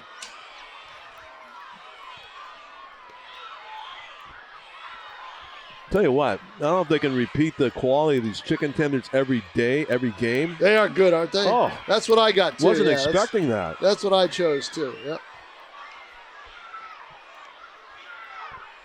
Just awesome. EJ goes down and gets it for us. That was great to bring it up. Yeah.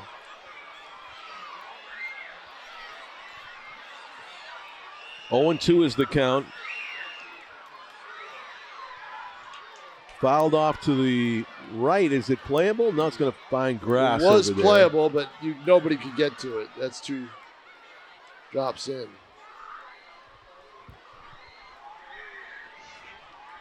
Hunter Troiano got the season's first RBI. A hot dog was intended for the sweets, and it fell right down in front of me. Actually into the tunnel, I think.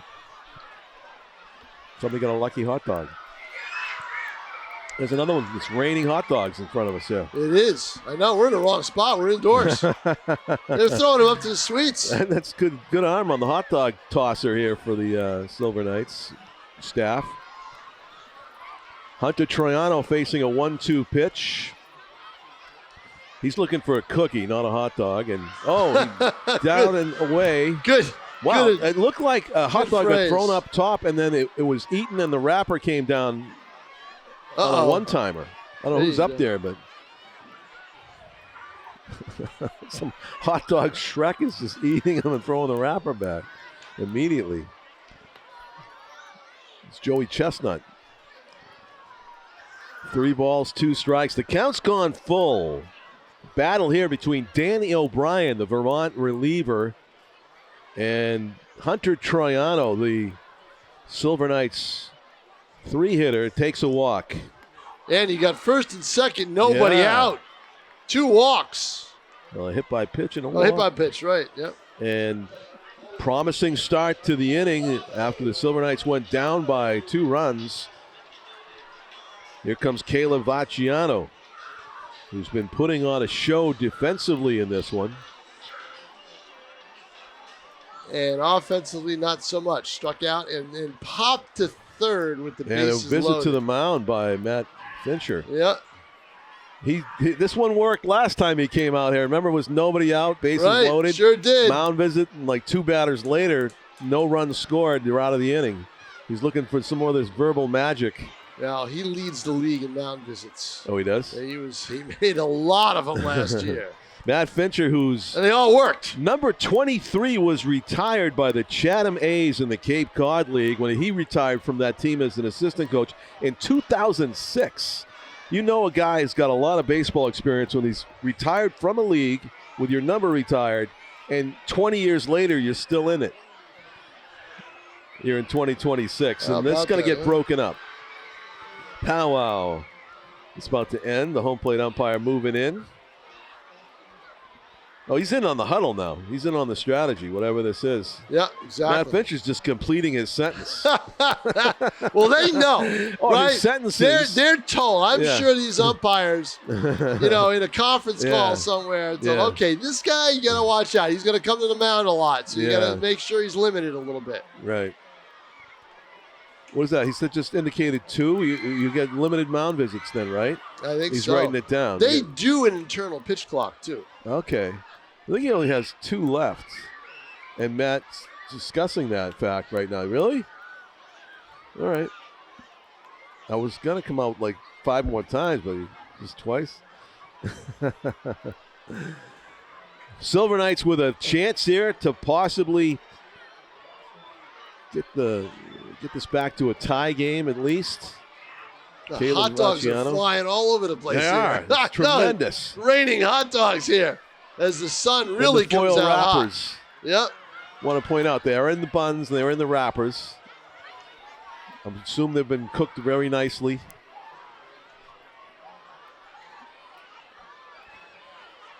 Silver Knights mascot down below. Checking on the runners and throw outside to Caleb Vacciano.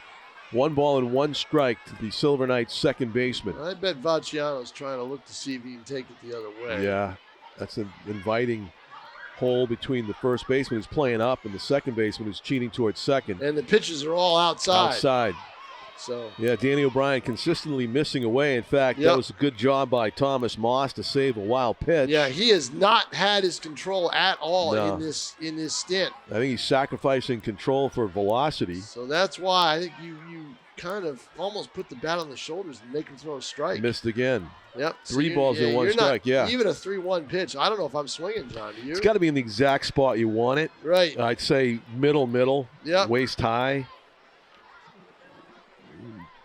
But definitely an advantage for the batter in that situation. There it is. He took a nice hack, but just didn't get it. Well, he's upset with himself. Well, he's upset with himself because that pitch was about 10 miles an hour faster than what he was used to from this pitcher. That was the hardest pitch he's thrown. It was. And just was not able to time it. Now you got a 3-2 pitch. Now the pitcher, I think, has a little bit more of an advantage here.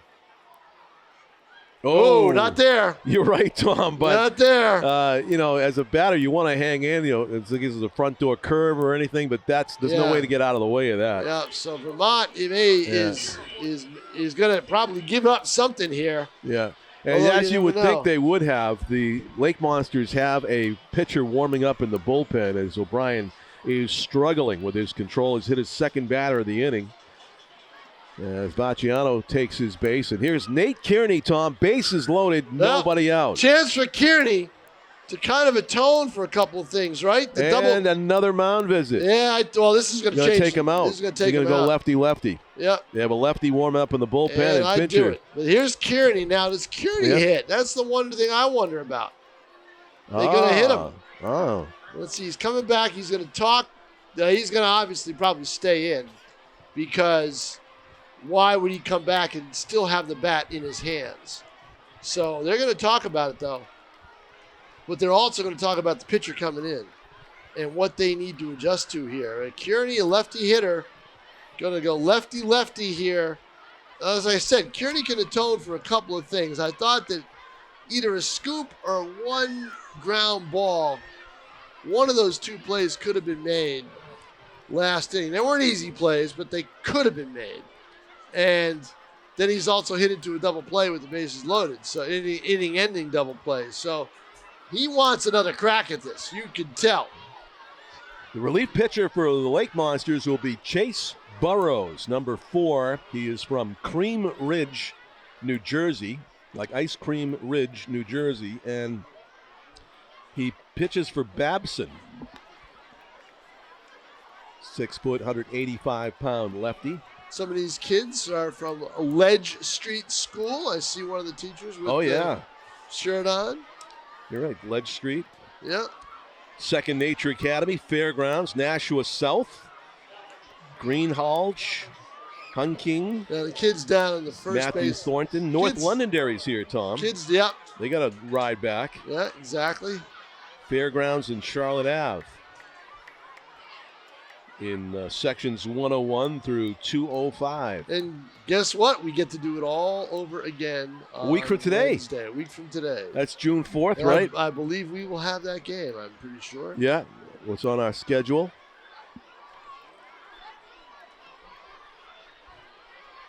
Three morning games here this year. The 2 Education Day games and the July 4th game. I'm going to have Din Din here a couple nights when we're not working the games. I'm just going to come by and get the these food chicken here. tenders. Look, you've got a caterer as your owner. I mean, the food's got to be good, right? And the prices, are if John, you go to a Red Sox game, you know the difference. Right, exactly. And it's really nice to see. Any venue now, that's affiliated in professional sports, you are going to see outrageous concession prices. Not here. True. I mean, you saw the prices that were at SNU Arena for the hockey when we did the hockey, right? Yeah. Outrageous. Yeah, I know. Absolutely outrageous. And at Fenway, they're even more so. There's a strike. And Gillette. Yeah. Oh yeah. Yeah. Anywhere like that. So coming out of the bullpen throwing strikes, Chase Burrows is in a jam. Not of his making, but bases loaded, nobody out. The Silver Knights need to score a run. Psychologically, they need it. Nate Kearney in the spot. The 1-1 pitch. Strike 2.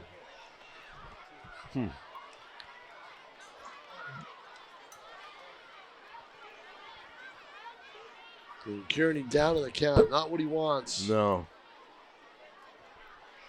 Swaves it that way. Yeah, he just did not look good up there at all. I would have probably made a switch there. Gotten the right-hander in. Once the pitcher's announced, then you make the change. Yeah. Kearney singled his first time up, double play ball, and now a strikeout. But now you got righty power up there in Gettinger. Gettinger flew out to right and singled. Let's see. Right? Pressure's on. Gettinger. Strike 1. Yeah, it was. The 5th inning has not been Kearney's inning, that's for sure. Yeah, I was thinking that Kearney wasn't comfortable when I saw him take that second strike. He that was did not look comfortable at all. To center, this is deep enough to get the run home. It is deep enough, yep. Gloved out there in center and a jaunt home from third. Peter Kablinski scores the Silver Knights' 3rd run. It's a 1-run game, 4-3. Staying put at second was Troiano. And Bacciano at first. So Kearney does get the sac fly to center. Run batted in. 2 out. Gettinger gets it. Sorry, not Kearney. Kearney struck out. And Gettinger gets the RBI sac fly. Phoenix Williams is 2 for 2. But he has to face the lefty on and right. There's the difference, right? Right. So I'm on deck batter. I'm a lefty. I saw what happened with the Kearney. I'm looking for a fastball over the outside corner, about thigh high here. If I'm him, and I'm going to try to hit it to left. He gets a curveball, and he skies it to center. Ball, yep. He did get a pretty good pitch to hit. He was on it, but he just got under it a little bit too much. So the lefty reliever does the job. Yeah, he does. He lets up 1 run, but still has the lead. Does Chase Burrows. So good job by him. And stranding a runner at first and runners at first and second.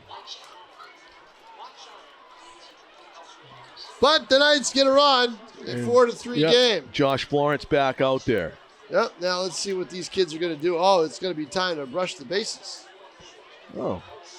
Monkey Boy will be back in the 2026 season. We thought maybe it was his last appearance. Yeah, we did. Last year. Nope. Chris Ames bringing his beloved character back. Chris English is here, the owner of Vermont Lake Monsters, an original National Pride owner. Back from the glory days, Nashua Pride owner, right? Not too happy that I'm getting into the Holman Hall of Fame before he is. Okay. Holman Hall of Fame. Well, it's not called that. It's called the Lions Club Sports Legends. Yeah, Holden put Stadium. your name on a plaque. Holden Stadium Sports Legends Hall of Fame. Got voted in. And what game do they recognize you down on the field? No, for that's the thing. It's not at a game, John. It's done at the 4th of July right before the fireworks. I wish it was before a game. I think that's a good time to do it.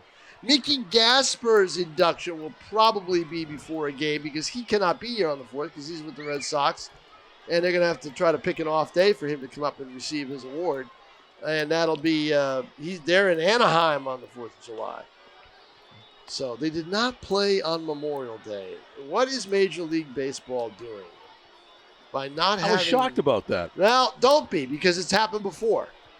The Yankees played, right? The Yankees played, but they didn't play on the 4th of July last year.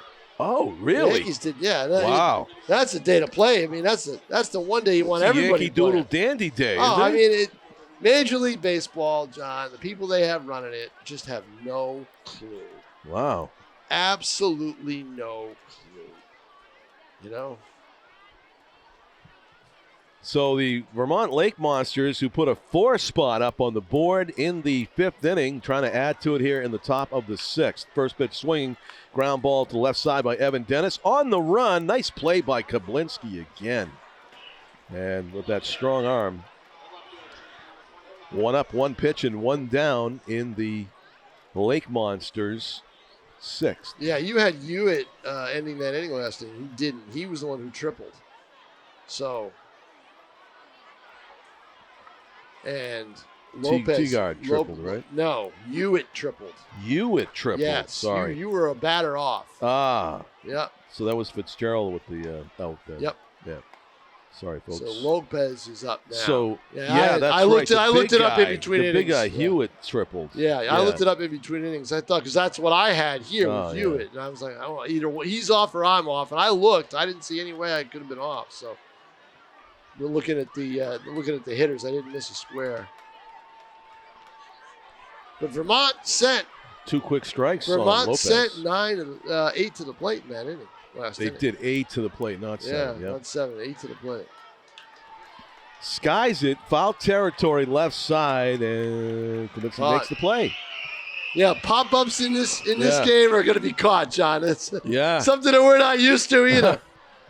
I mean, you do the distance between where he fielded that ground ball and threw the runner out and where he caught that pop. It's about 120 feet. Yeah, no kidding. No. Good range. Over at third base by Peter Kablinski. 2 out and back to the top of the order for the Lake Monsters. Guy that's 3 for 3 in this game, the 5'5", the Altuve of the Vermont Lake Monsters. He's going to be, it looked like it was going to be 4 for 4, didn't it? Right off the bat. Well enough, but and he is the Altuve because he looks like him in a way, right? He does. The way he approaches at the plate, the whole bit. Yeah, he plays shortstop. Yeah, just the only difference is he's a left-handed hitter. Oh, that's right. Yeah. So he's out that time. Altuve's in the outfield now. Is he? Yeah, they're playing him a lot in the outfield. Oh, they did, huh? Yeah, they stuck him out there? Yeah, I think they've got him out there a little bit here and there. Huh. Interesting. I saw a game the other night or a couple of weeks ago where he was out there. Well, how about him, huh? Agreeing to that? I mean, I can think of at least one Red Sox player that didn't want to change positions that had less tenure than Altuve. There are a lot of Red Sox players that don't want to change positions, John. I'll tell you that right now. Hey, no offense to Caleb Durbin. I'm sure he's qualified to be a major league third player.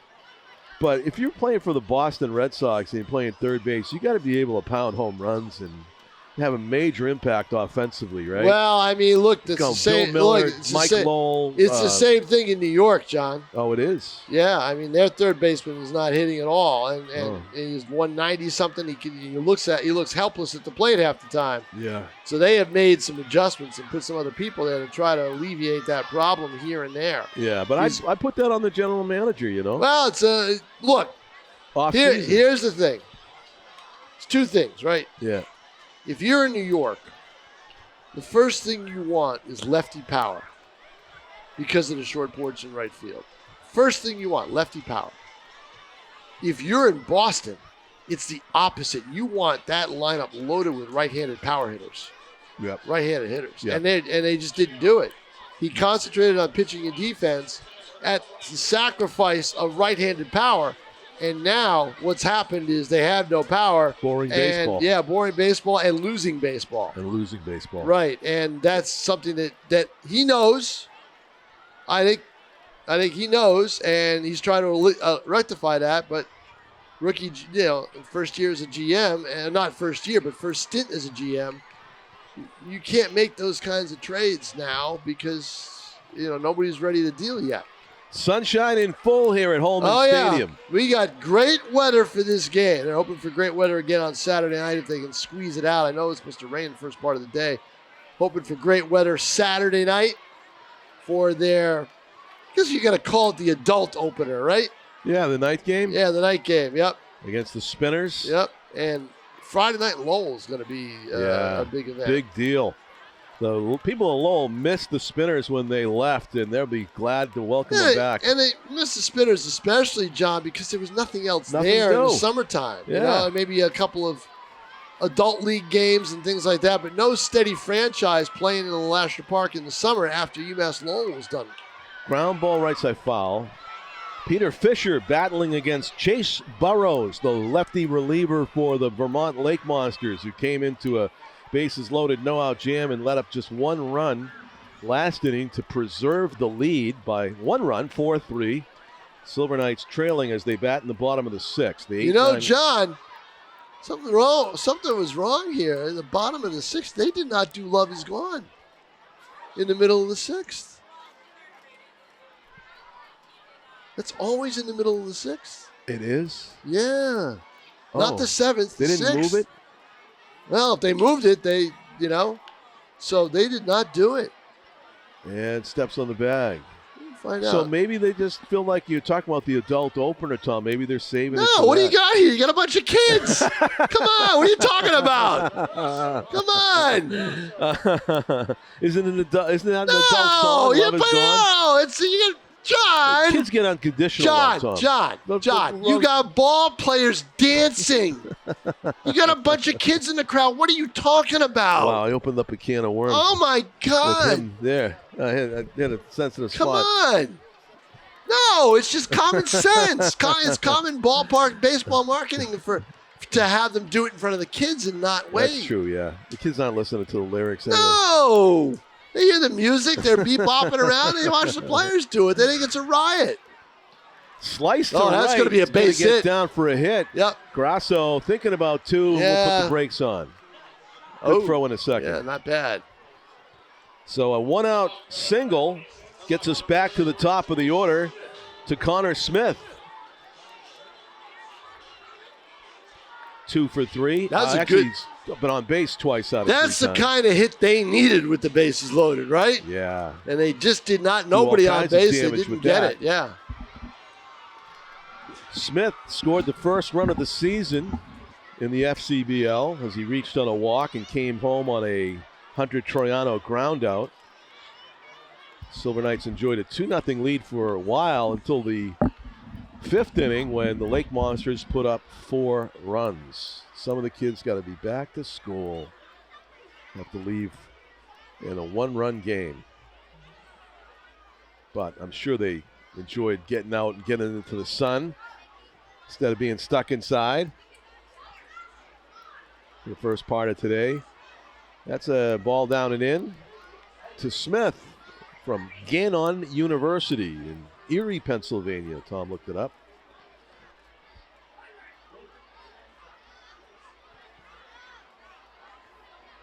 Dylan Smith going with that colorful green and is it green and Tom, what are those colors down there with Michaela handheld camera getting the kids shots today? They're not. It's sort of like neon shades, a harlequin of colors. If that's the right word. 3 balls and 1 strike.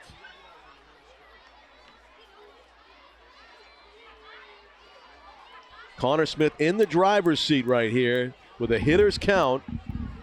See if they dare send the runner. They have not tested the arm of Thomas Moss. No one has. No one's tested either catcher. Well, you got a lefty on the mound. That missed.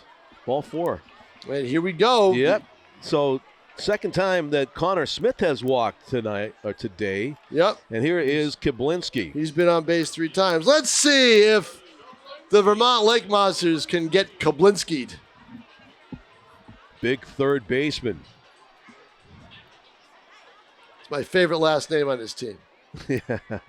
He was Kablinski'd.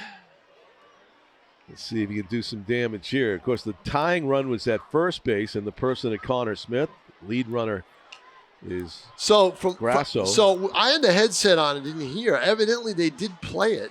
Oh. And no one came out to do it. Oh. That's what EJ said. That's... Okay. So I'm not I mean, I didn't hear it.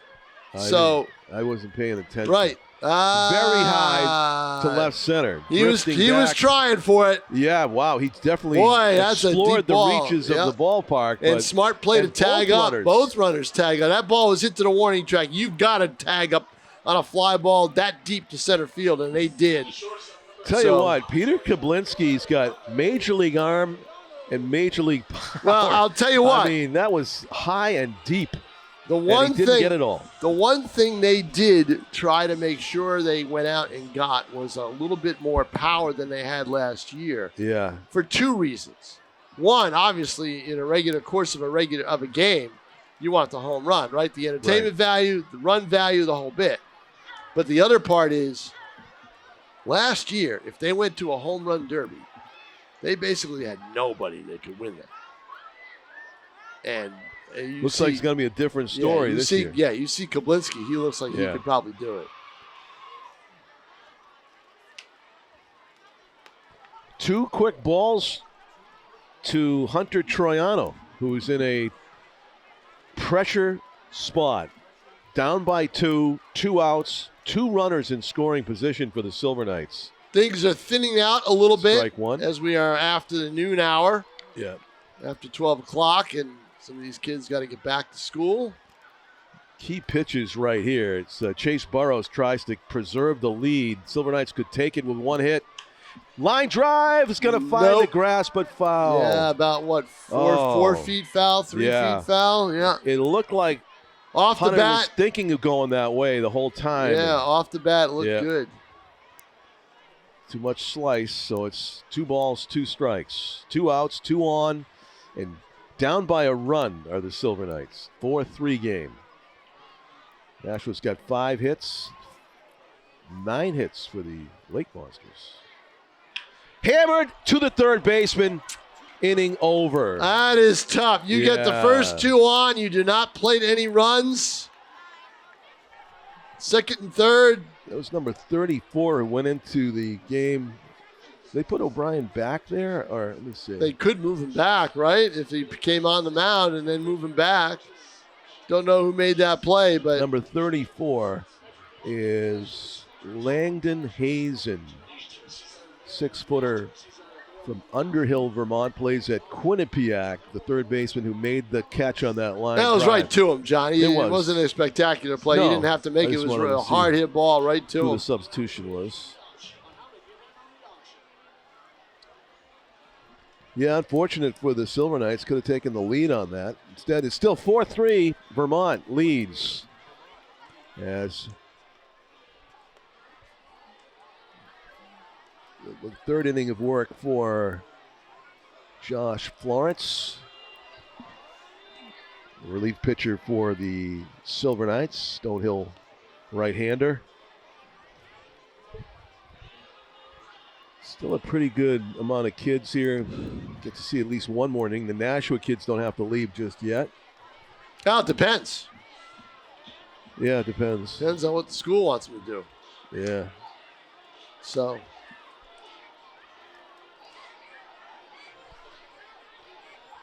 Education Day. We'll have more schools in here a week from today. Yes, I know. And hopefully we get the same weather. Did you ever have anything like this when you were? I didn't. I mean, we had a minor.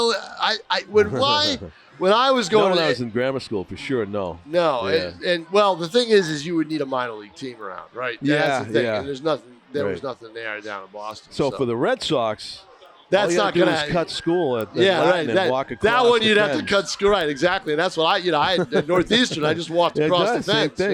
Yeah. I'd hear it, on a warm night, and there were a couple of summers. I spent 3 summers there. You'd hear, you'd hear everything at Fenway from where I was living. So on the other side of the fence in Back Bay, but in Albany, where I grew up, the minor league franchise did not arrive there until after I left. Until after I went to school. They used to play in Pittsfield, had ground ball nice gloved by Florence. By the way, in Pittsfield used to send a minor league team over to Albany to play like 4 games a year. Uh-huh. And it would pack the place, and that got everybody thinking we should have a team, right? And just the same way some things were done here. So, it's if you've got a team like this, or an independent league team, or a pro minor league team, this is a staple. The Education Day games, the Camp Day games, the whole bit. It's great. It's a great thing for some of these kids to come out and be able to enjoy a ball game. Elias Huber's 2 for 3 with a run scored. Of course, I don't know what education they're getting, but that's okay. Learning about baseball, I guess, right? Baseball is life. Right. Education. Yeah. In all categories. Jeff Kleiner will field that foul ball. 1-1 is the count to Elias Huber. Inside. Josh Florence working in relief for the Silver Knights. They do have another pitcher warming up in the bullpen, a lefty, who will probably be in here before this is done. Not the inning, but the game. And that's outside. 3 balls and 1 strike. Hitters count for Huber. Dangerous looking left-handed batter. Silver Knights defend him straight away at all positions and deep in the outfield. Some fans taking in. Oh, there it is. Fly ball, inside out swing. But as a camera pans over to left field. That kept carrying. Yeah, you know why? There's a little bit of a breeze that all of a sudden cropped up. But you see some fans out in the outfield. Yeah. Oh, yeah, you do. Yeah. Connor Smith tracked that one down, and so that is the second out of the inning. Huber with casual power the other way, nearly snuck it out of here. And I'm wondering, John, I'm looking at the guys that are out there, and I think the guy sitting there in the right black, because he's here today, because I spoke to him earlier, I mentioned him. I think that's Chris English and his entourage from Vermont. Oh. Yep. Yeah. That's where they are. They're the ones who created that brick wall. The National Pride did. Yeah. Profound effect. It's a on Nashua's baseball history and Holman Stadium's baseball historic point of view out there. Yep. Thomas Moss, the catcher in today's game for the Lake Monsters, batting with 2 out, nobody on. But you look at this ballpark. All right, Chris English, as much as anyone, has had an effect on what we see here in this park.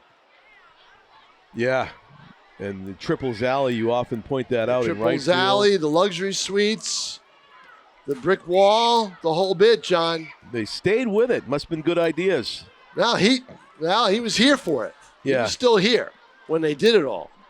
So, He was still here when they did it all. Somebody, Michaela, is coming in to take a shot at me. And so here at Holman Stadium in the press box, but he did it all. So he was here as the owner of the Nashua Pride when all this stadium was renovated. Now, John Creedon has now come and made a few adjustments here and there. The concession stand down in right field is a little different. But also look down towards where you and I probably sat a couple times to do some games, the old press box on the football side. I remember that. Right. The city has done that. Luck at how that's been changed into a luxury it's like somebody's house. Right. It's a luxury. It's going to be a luxury suite. Just needs to have the fire code. I'd like to live there year round. Yep. Be a lot quieter than my house. I've been up there. That hardwood floor. Oh, yeah. It's nice. beautiful. Hardwood floor, huh? Oh, yeah. Hardwood floor on that second Shower, level. stove? No, that's upstairs above us. Really? Yeah, I think so. 2 outs. And it's going to be plopped into center field. Runners going first to third. Good speed. Thomas Moss goes to the other corner. Base hit by Billy Tegar. He's got his third hit of the game. Second hit of the game. He's 2 for 4. Who was the Here's first? Hewitt that hit that triple. Yeah, exactly. And he cleared the bases with 2 out with a triple. Yep. 2-run triple, and now he's got a chance to do something like that again, and that's going to bring a mound visit and a pitching change.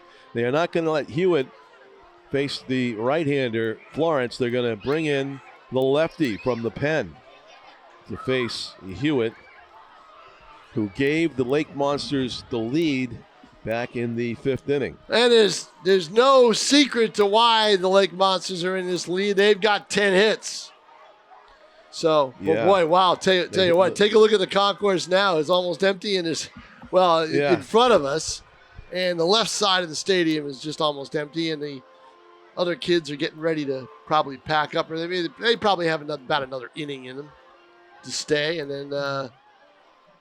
then it'll be the ETV crew and you and me here. Basking in the sun at well, Holman Stadium. We're not basking in the sun. We're inside. I was for a little while down there. It wasn't as bright, though. It wasn't, it got brighter as the day was going on. Well, we don't do a lot of games where the sun is directly overhead. You can see by the pitcher's shadow as we watch. Right, because by the time we get here in the afternoon games, the sun is behind the stadium. And it's a tough right field, right? Right field, yeah. It's a very exactly. There. And we saw Jacoby Casey, who is a right fielder for Nashua South. We saw him come in and pitch that night against Nashua North, and then I saw him play right field last week and make 2 great plays. And he wore sunglasses out there, and that's why he was able to make those plays. So, Tom, tell me. Cape Town, ZA. Yes, South Africa. It is South Africa. Yes, he is. I'm looking at that on the roster. I'm like, I'm not going to say South Africa. There is a international program that supplies players to some of these leagues, and he grew up in South Africa. I haven't talked to yet, but he came from South Africa here to this get is the here. pitcher we're talking about, Bryce McClellan. Yes, a youngin'. He's freshman at Fisher College. He will be at Fisher College. He will be a freshman at Fisher College. See, all those years that you see listed, those are their 20, those are their 20, 26, 27 college year age. Okay, thank years. you. Yeah, so he's going to be a freshman. So remember he's about 18 years old. No, I think he's probably, he's older than that, John. It's South Africa, so it's, he's coming here, and if I'm not mistaken, I forget what level they played at in South Africa. But I'll be talking to him at some point over the next couple of weeks. I mean, it's a difficult time for me to really get to know a lot of these guys because juggling the Silver Knights with the high school tournaments and everything else. So I don't have a lot of – I'm going to miss some games here. I don't have a lot of time to spend here. Yeah. So – but eventually I will catch up to him and talk to him. So the Silver Knights bring in their South African lefty reliever, Bryce McClellan, to face Big slugger for the Vermont Lake Monsters, Brennan Hewitt, who has tripled home 2 runs last time up. The 0-1 pitch. Ground ball, left side, tough hop, but Kablinski plays it nicely and throws to second for the final out. Not an easy play. Not an easy play, but hey, you come in, you throw 3 pitches, your first time, and from what I'm told, never played in front of a crowd like this, and not bad. Not bad at all. And gets the 3rd out of the inning with no further damage, still a 1-run game. Welcome to the Silver Knights, Bryce McClelland. Tom will definitely be doing a piece on him, I'm sure. That's got to be an unusual path to organized baseball in the States. And there they come. There they are, Tom. Yeah, they came an inning later. I think, it might have been something to the fact that it got played and somebody dropped the ball. Yeah, they dropped the ball. They didn't know that was when they were supposed to come out. So they got it in. I guarantee you that won't happen on Saturday night. They have another game. Yeah, but they're playing that song now. So. Every team's got their own personality. Some have really embraced that song. Some just try to get it over with. Hopefully we'll have somebody, a theatrical type in the crowd. Well, I think when you're ahead in the game. Yeah. That's when they're That's really, true, too. They're down 8-0. That's the last thing they want to do. I know, right? Because they got to come in from the bullpen to do it, too. So, but it's a tradition, and it's done all the time, and the fans love it. The season ticket holders will always do it the whole bit, so. But, it's during the day. There's schooling, residents here, so that the sound system level is down a little bit, too, so.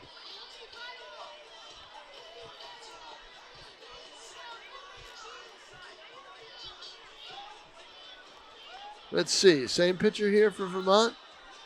Looks different. No, it does. 43. Doug Pyle, Pyle. Okay. He's about to go into his senior year at Azusa Pacific. Azusa. And he is from California, Pasadena, California. There you go. Home of the Rose Bowl. Well, I could say I've been to California this year, John Collins. I didn't think I would be, but I was. The Patriots' surprise appearance in the Super Bowl. I thank the management of Ogden Newspapers and the Telegraph for sending me there. Matt Burdett advocated. Which number Super Bowl was that for you? Number 11. Wow. Who would have thought I'd even go to 1? First one was in 97. Wow. Yeah, Bill Parcells won. That's a whole book by itself, just your Super Bowl experiences. Yeah, no doubt about it. Yeah, I know it. The 1-0 count now on Caleb Vacciano. Although I don't know how many good stories you can tell from a lot of media workrooms during the course of a week where they basically take a big hotel convention room and turn it into long tables and chairs and the whole bit, and rows of writers sitting there pecking away. Looking for free food because they do have it there. They have snacks and all that stuff. Nothing elaborate. So Caleb would love to draw a 4-pitch walk here and get on as the tying run. That's a strike. It's funny, John. No, the NFL, all the money they make, the free stuff for the media has gone way down from the first couple Super Bowls I went to. That? Way down. 2 strikes now. What are we doing this for the media? Come on, get this out of the budget. Come on, we don't need this. First thing to go. Are you kidding me? Taking care of you guys. Think those owners want to take care of us? No way. That's probably social media's incursion. They think you guys carry less weight or something, and so they're shortchanging you. Big cut by Vacciano on the fastball from Doug Pyle. Strength against strength there, and see if he stays with the fastball on the 3-2 count. Not wanting to put the leadoff batter on board, but he does. Walks him. Good at bat by remember, Caleb. This is a 1-run game. Yeah, here in the bottom of the 7th inning. Nate Kearney. Here we go. He's got a righty up on the mound. This is a chance for Kearney to do some damage. Good hitter. Definitely a good hitter. That's why he's had a little bit of a subpar game, although he does have a base hit. Led off the 2nd inning with a hit. And Pyle's pitch misses down and in. Another pitch, you think, wow, if he was stealing on that, he probably would have made it. But no one has tried to steal in this game, which is the for right-handed pitcher on the mound. Too, I would think it, but look at his foot, John. He's not way out to that. No, it's a very short conservative lead. Oh, and that's gonna one hopper to third. Yep. Langdon Hazen makes the play. Got they him. go 5-4-3 around the horn. Second double play that Kearney is hit into. And so now you do wish you had sent the runner, but hindsight's being 20/20. And Sam Gettinger hit a sac fly for an RBI to plate the third run of the game his last time up. He's also singled and scored, has Gettinger. Trying to start things up again with 2 out and nobody aboard now after, I think that was the third double play that the Silver Knights have hit into. Let's see. 1. Kearney's grounded into 2.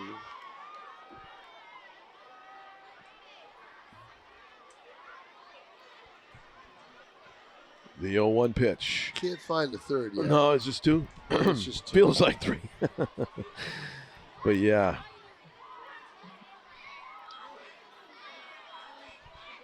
One and one is the count on the Silver Knights designated hitter. Big cut, fouls it to the right. 1-2.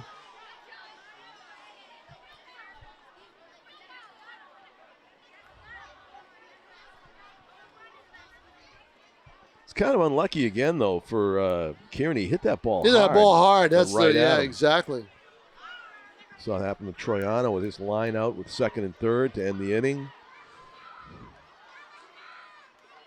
Good block by Thomas Moss, but nobody's on base. 2 balls, 2 strikes, 2 out. Gettinger looking to get on base for Phoenix Williams, who's on deck. Tops that one off the catcher.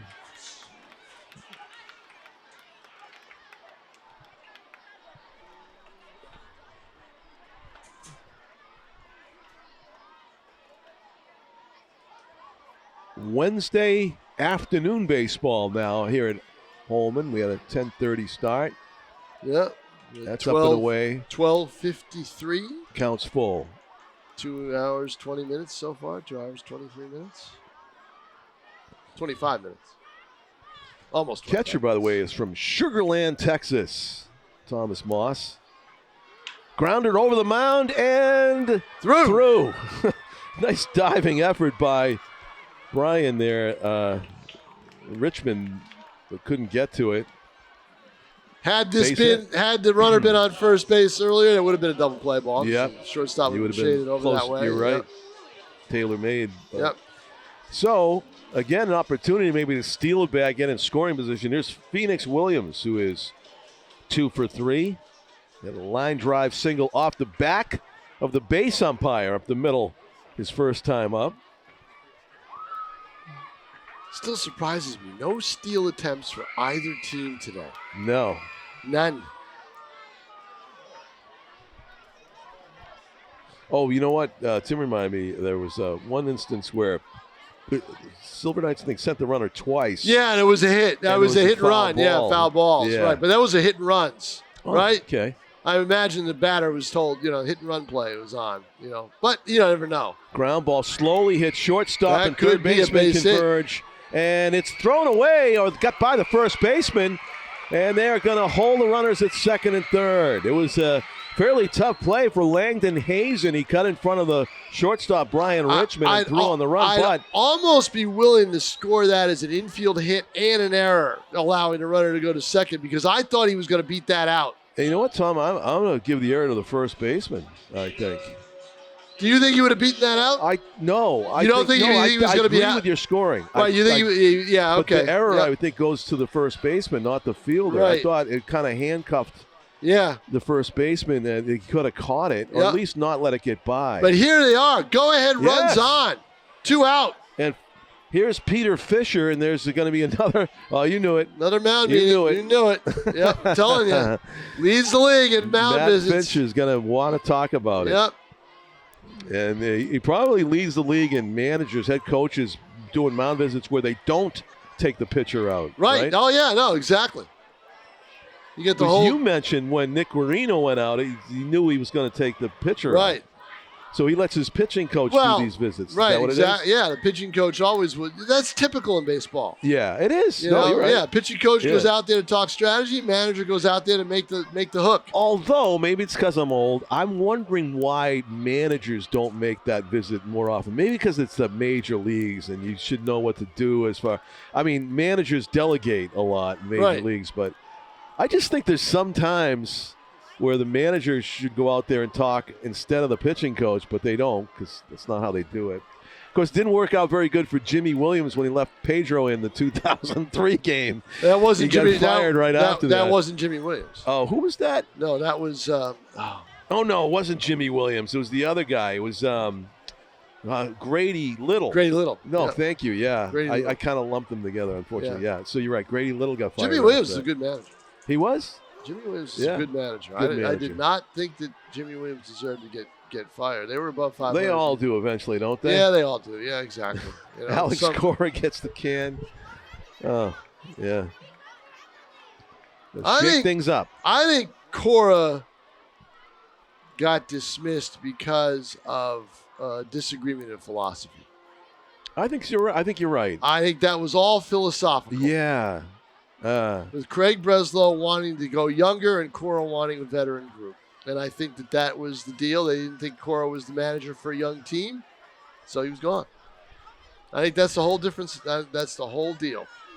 I'm sure Cora was not happy when they did not re-sign Bregman. His guy. Yeah. You know, and, I mean, you get those philosophical differences, and you know, that's going to happen. And it's also going to happen when a general manager comes in and the manager is not his. Yes. Borrowed time. Yeah. You know, big lefty on the mound for Vermont. Gable. They did make a pitching change. Yeah. I'm surprised. Not too big. He's 5'9", 195. Does he look 5'9" to you? Well, he did when everybody was standing around him. Okay, because he's got some girth to him. He's got some power. Yeah, almost 200 pounds. Yeah, Lefty exactly. Brett Gable from Marlton, Marlton, New Jersey, and he pitches for Harvard, which means he must be smart. Yeah. Well, you got some Ivy Leaguers in this game today. Columbia? Did I see? Well, no, because what's his face was Pimanicki's a Brown kid. Oh. Went to school at Brown this year. Boy, Michaela and Dylan Smith are making the rounds on the dugout roof. Yeah. Getting some shots of the kids. Nashua TV handheld. Having fun around the ballpark. They came in here and were taking some shots of me here while I was in here. Yeah. They're getting some kids in that section now, too. We love it. So they took out the pitcher in the midst of the at-bat for Sam Peter Fisher. He's down in the count 0-1. It's an interesting time to take a guy out after you've got a strike on him. Yep. Pressure situation to come into the game and try to throw strikes, although he does have first base empty. That's a consideration, I'm sure, that Fincher thought about when the manager made the change. 2 outs. Peter Fisher. Second and third. Yeah, tie this thing up at least. Lefty. Strike one. Yeah, bailed on that one. Yeah. It was a generous strike call, I thought, but it's on the corner apparently. 1-1. Silver Knights with 3 runs on 6 hits, 3 errors, and the Vermont Lake Monsters 4-10-3 errors for each team.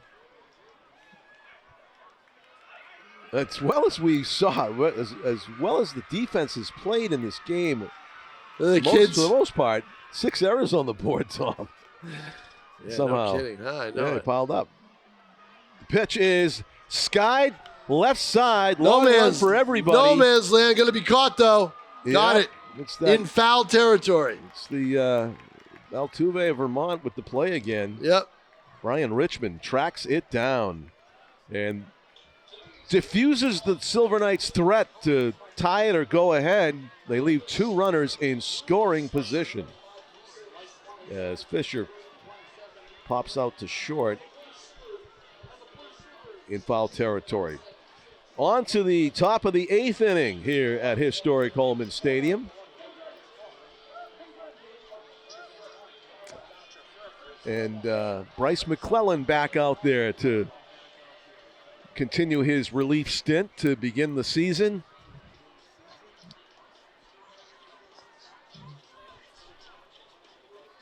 Lefty throwing to catcher Peter Fisher.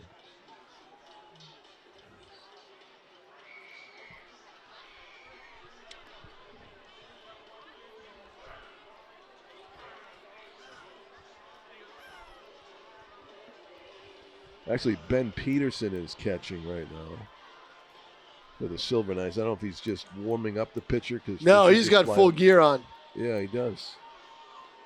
Oh, he's looking at the dugout. No, he's looking at the dugout. He's just one of those diligent backup catchers I guess that puts the full gear on. Tom. Yeah, no doubt about it. Yeah, ready to go at all times. Exactly. Yeah, it was Fisher that popped out there to end the inning. So. This is not the first morning game this week. The Silver Knights are played. They're out at Westfield tomorrow morning, John Collins. Yeah. 24 hours between games. So and they'll have a. So I talked to my buddy, the Vermont bus driver. They go from here to Worcester for 2 games. So they will be in Worcester and staying overnight, I believe 2 nights. And then we'll head up. What better place to spend 2 nights than Worcester? Worcester, right. Yeah, I don't think they're staying in Nashua overnight. I think they're going to Worcester for 2 nights. And then they go back up to Vermont where they open up on Saturday night. And so on into the monstrous Lake Monster lineup we go. And batter will be Evan Dennis. Facing a lefty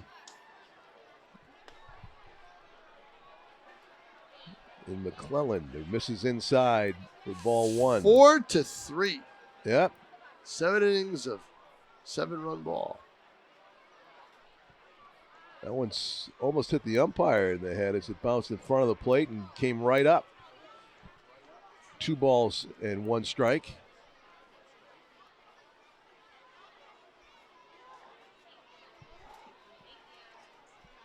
That's 2-0. Scoreboard says 2-0.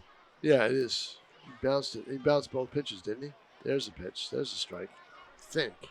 Yeah, that would be 2-1. They didn't put that up either. Sometimes, well, it's all new. Got to rely on the umpire count. Sometimes. Everybody's new. Yeah, that's true. To left field, Connor Smith drifting back. It's well in front of the warning track. Makes the catch. On up and 1 down in the Lake Monsters' 8th inning. As Dennis skies out, Jack Fitzgerald will be the batter. Right idea, inside out. Yeah.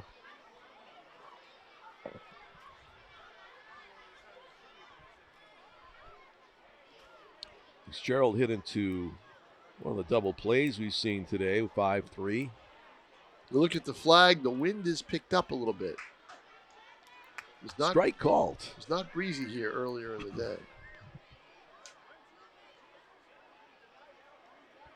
Bryce McClellan, not a big guy. He's, although he's 5'10", he's 175. That's going to be dumped into right center for at least a single. It's going to be more. It's going to roll all the way to the wall. He's probably only going to think 2. He did not get a good turnaround first base. Not a lot of speed there. Fitzgerald goes the opposite way to the right center gap for a double with 1 out. Vermont's got a runner in scoring position. As Silver Knights do have a lefty warming up in the bullpen as well.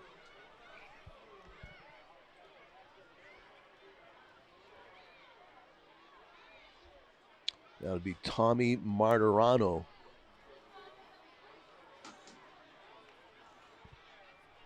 Nashua. See the wind? Pinch runner. See the wind blowing? Yeah. So it's going to affect a few things here, maybe. We'll see. So Fitzgerald comes off for the pinch runner. Speed on the bases for the Lake Monsters. And Jake Lopez, the left-handed hitting 9 batter in the order to face the lefty Bryce McClellan. Vermont seeking to add. That gets away. Bounces. He had bounced a couple, and that one bounced again. Well pitched that. Yeah, and Fisher had trouble handling that. McClellan pointed to his chest and said, my bad. Yeah. So puts a runner at third base with less than 2 out. And an opportunity for Lopez to plate an insurance run for Vermont here in the 8th. Infield is in all around. Pitch. Strike called on the far outside corner. I'll tell you, John. There's one thing Vermont has not done hardly at all today. Bunt. Strike out. Oh, that's true. There is one strikeout I have on my sheet in this game. That's all I have, too. Came back in the first inning. And it was looking, not swinging. Yeah. So something to take from the Silver Knights to take a look at what their pitchers are doing, because they have not been able to get the swing and miss in crucial situations when they need it. Which would be one here. Strike called on the outside corner. I thought that might have been 3, but it's the second strike. And a good pitch. One from strikeout. McClellan. Yeah. And what do we got? 11 hits. Not a good combination. No. That's out. Counts full. I don't blame McClellan for going back out there. It seems to be a generous zone on the outer edge right now. Right. And Lopez hasn't even offered it one of those fastballs away. And you got the infield in here. You need that strikeout. Good pitch, and he topped it. Just got a piece of it. See, that you need a strikeout here. Yeah. It's the one thing the Silver Knights have not been able to do today when they really need it. That might have been a changeup. Threw him off balance a little bit. Yeah, because he was looking to pulverize it. Here's the 3-2. Fastball to the second baseman. Vacciano feels it cleanly and keeps the runner at third. All right, good strategy there. Infield in. Yeah, that was an excellent defensive play again by Caleb. Now the infield can move back. And now the dangerous Brian Richmond, who's 3 for 3 and really could have been 4 for 4 the way he hit that rope to left field. That was allowed out. Yeah. Yeah. That was a rope to left field. Fourth time up. So he gets 5 at-bats in his opening game. Yeah, not bad. Ideal. Well, if you're going to have a team that's going to get 11 hits, you figure you're going to have a chance leading off to get that many at-bats. Yeah. Fisher saves a run there as he blocked that ball. I would say he's your favorite Lake Monster today, John. Yeah. The Altuve clone? Yeah, he must feel like a real dwarf. I'm speaking as a short guy, too, but with all his teammates, like 6 giants, monsters, you know? And here he is, 5-5, leading the way to victory so far. As he got 3 for 3. Run scored, top of the order. Had a chance to pick up an insurance run here. 1-1 is the count. Ground ball, base hit, center field. Center field. Then I tell you, he is tough. They got themselves a very good leadoff hitter. They sure do. Keep an eye on him through the rest of the season when they come back. He is going to be tough. A tough out. Yeah. And he's got 4 hits to start the season. Yeah, and a 5-3 lead for Vermont. The Silver Knights only have 6 outs left to try to. That was not a spectacular hit, Tom. But the Silver Knights could have used one like that. But yeah, exactly. He's 3 or 4 times in this game. He seems like he's an ideal situational hitter. That's foul, right? Yeah. Sees the fact that he hits it where they ain't, as the saying goes. Right. So actually, it'd be the spot to show off that leadoff speed right here and guess first move on McClellan. I don't know if they're going to take a chance. There he goes. First move. Ground ball left side. Kablinski. So smooth over there. He really out number is. 3. Yep. But Richmond was going. Got a nice jump, but they'll strand him. Richmond is a rich man today. That's for sure. Rich in hits, and 5-3 lead for the Vermont Lake Monsters. The Silver Knights have 2 at-bats left in them, 8th and 9th, but they'll try to get back on the scoring track here. It's been runs tough to come by after getting a lot of traffic on the bases between walks, hit by pitches, singles.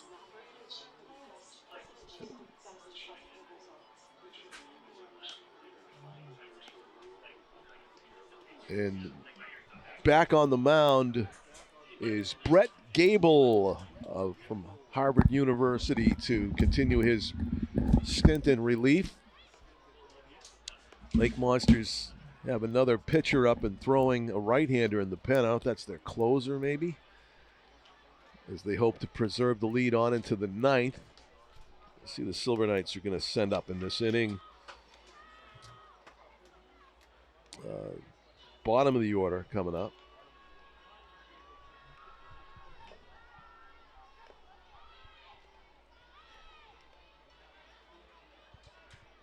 Robbie Grasso, the number 9 hitter, and he'll be followed by the 1 and 2, Connor Smith and Peter Kablinski. 9-1-2 due up for the Silver Knights against the Lake Monster lefty Brett Gable at sun-drenched Holman Stadium on a Wednesday, May 27 of 2026. It's the Education Day game. Kids had filled the ballpark from the various schools here earlier. They've had to get back to class. And now I think the final group of kids being told that their day at the ball yard is ending too, as they got to get back to class to get officially dismissed for the day. But they did see a solid 2.5, almost 3 hours of baseball and food and antics at the old ball yard. Robbie Grasso, the left fielder for the Silver Knights, leading off in the bottom of the 8th. Lefty-righty matchup here. As Gable's pitch is in the dirt, outside, 1-0. And I think maybe one school left. Yeah, I was just saying, I think they're being escorted out of here. Unless that last school you're talking about, the final section? All the way down the first base side, yep. Yeah. Let's see. That's it. What section is that down the far side over there? You know, I know all the sections of Fenway Park. I don't know the numbers at all at Holman. I don't. I have no clue. You can tell me. Might be the Ledge Street School is the only one remaining. They close by? Yeah. Yeah, that's probably why they're still here. Fairly. Yeah. Although they were down below us though. Were they? Yeah, that's where you saw them. Yeah. Well, I mean, no. I'm looking at. Oh. I think I see some of the same T-shirts that I saw down in front of us. Maybe that's Fairgrounds. I'm not sure. Maybe that's Fairgrounds down there because they're down the street. No, Fairgrounds is a little further away. It's off exit 5. Yeah. Amherst Street School's right behind us.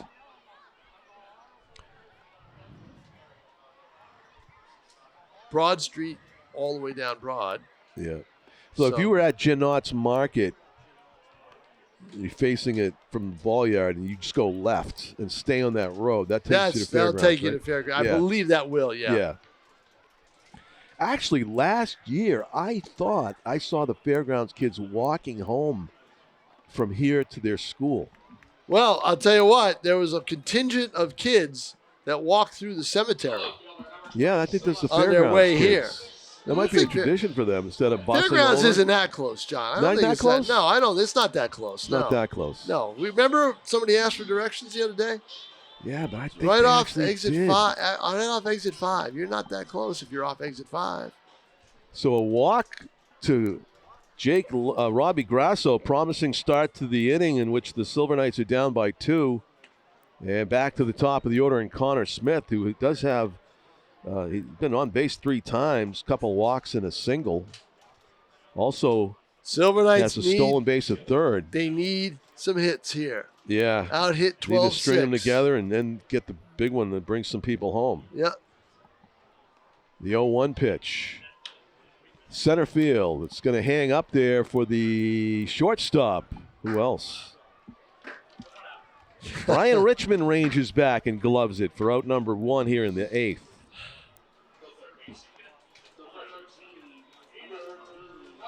Peter Kablinski with his 5th time up now. He's been hit by a pitch and walked. He's been on twice. Got to be looking at that brick wall saying, I got to hit a ball. Oh, yes. I got to hit a ball over there at some point.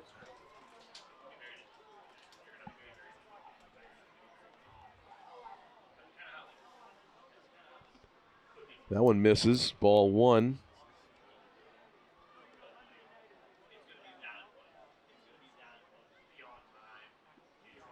The fairgrounds is 2 miles from here. That's a ways. Told you. Yeah. There goes the runner. Throw to second base is in time. Wow. And he got it there in plenty of time. Did Thomas Moss. Guns down. First Robbie steal Grosso. attempt of the day, and it produces an out. We were clamoring.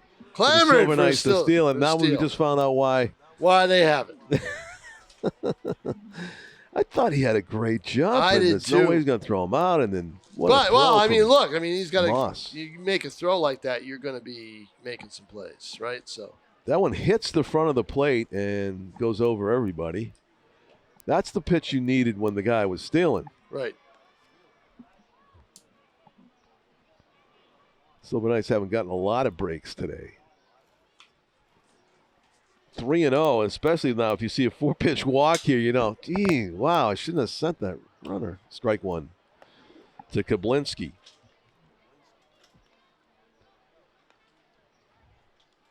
Hunter Troiano on deck.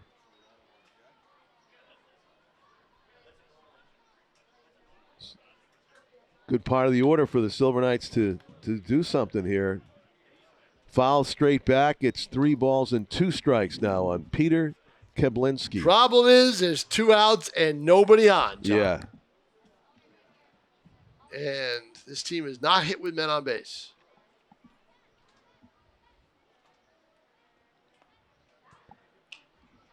Fouled off to the right. In fact, they do not have a hit with men on base. Their 3 runs are all in on outs. All of them. All 3 runs. Wow.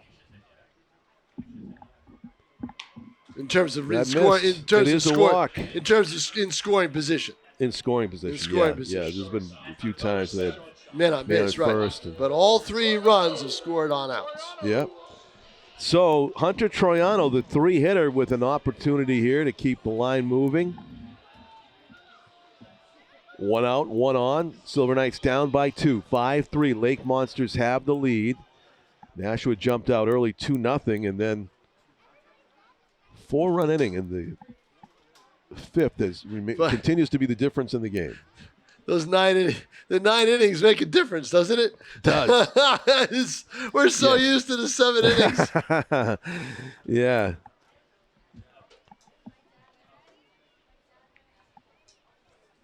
The 1-0 pitch to Troiano. Pop up. And is it playable?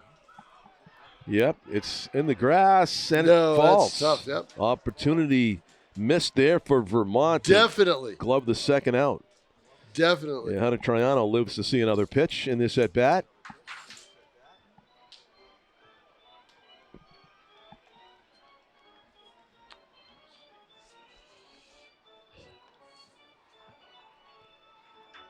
Number 45 warming up in the bullpen. Brandon Mativier. Yes. Familiar figure out there. Yep. I talked to him the other day. I'll probably be writing something about him soon. From Nashua. Yep. Because when I talked to him after the final game last year, he went out and he pitched. And was very emotional after the game.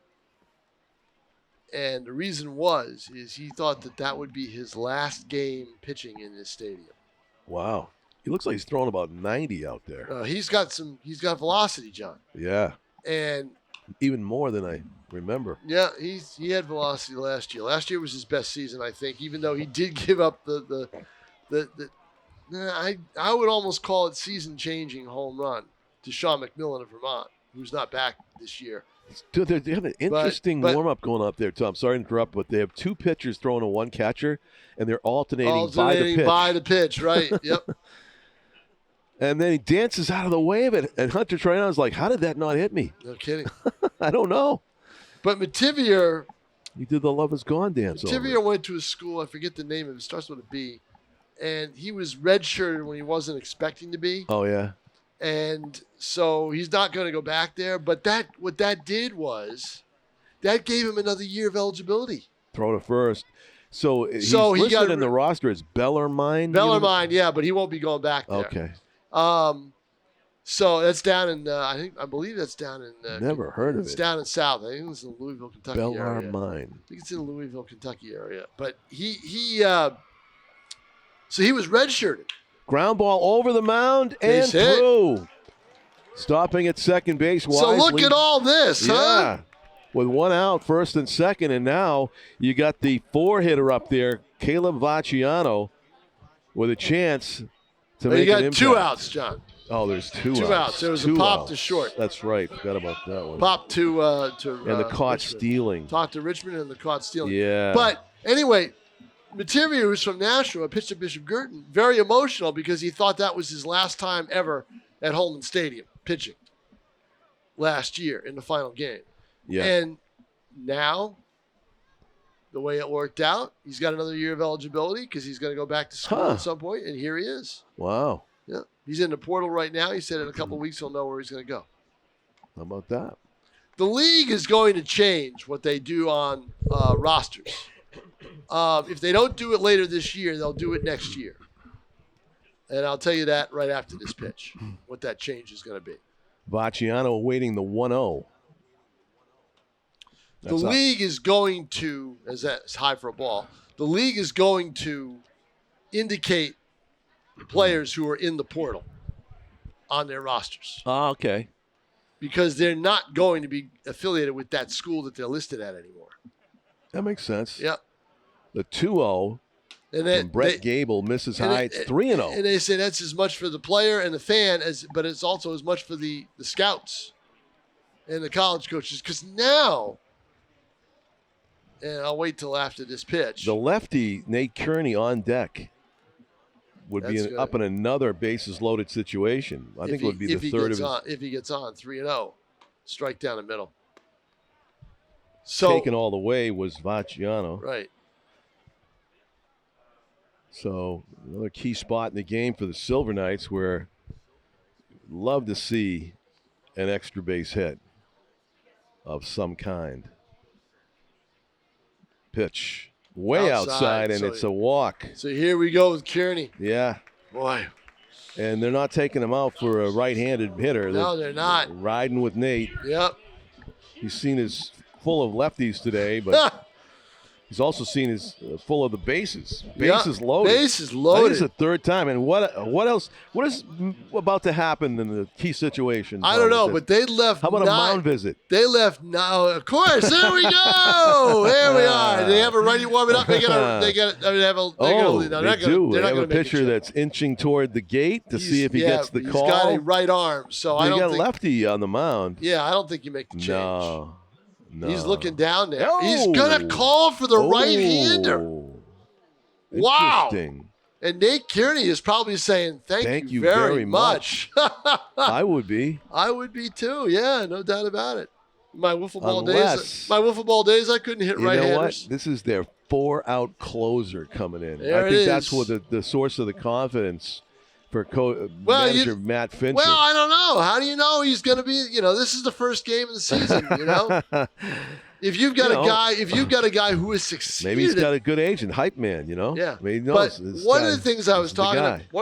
talking about is it used to be the most scouts that you had here for Futures League games for the first maybe 10, 12 years of the league were all pro scouts. Oh, But now with the transfer portal, you have a lot of college scouts in the stands. yeah. Looking at players Yeah. that they know or may know are going to be in the portal, and they are looking at them to see if they can try to get them. So the pitcher is Marcus Tarfano. Marcus Tarfano is about to go into his junior year at St. Joseph's in Connecticut. He's from Southington, Connecticut. St. Joe's, Southington, Connecticut. St. Joe, yeah, Southington. Southington. St. Joe's in Connecticut. That's the school where Jim Calhoun was coaching basketball for a while. Oh. That's 6'2", 205. That is in. He's a Blue Jay. That is in the. That is in the Great Northeast Athletic Conference that Riviera's in. They played many a game against the Blue Jays. And outs are getting precious for the Silver Knights and opportunities as well, Tom. But see, it's 2 outs and bases full, and they're down 2. See, that's my point, though. We've got a GNAC pitcher in this game. I want to see more Riv kids in this league. Uh-huh. A couple more Riv kids in this league. Now, maybe they are a few around. Yeah. But. Yeah. It's got an interesting delivery, kind of explodes out of a I set. mean, it kind of comes right out at, like, here it is, right? Yeah, exactly. Here, I'm seeing the glove go one way, the leg go one way, and then the arm comes. Right, and then all of a sudden the ball's out of the out of the arm. Yeah. So we'll see now with Kearney. Big spot. Big spot. Bases full in the down opening game of the season. Down 2. They've left 9 on already. Ball 1. Just off the plate. And do you just sit on the dead center fastball here? I think you do. I think you do, but I think you got to get something here. This is a big chance. That misses up and away. Yeah. Even if he draws a bases loaded walk, gets him in striking distance. Gets it to Gettinger's on deck. Yep. But 2-0. Nate Kearney. 2-0 pitch.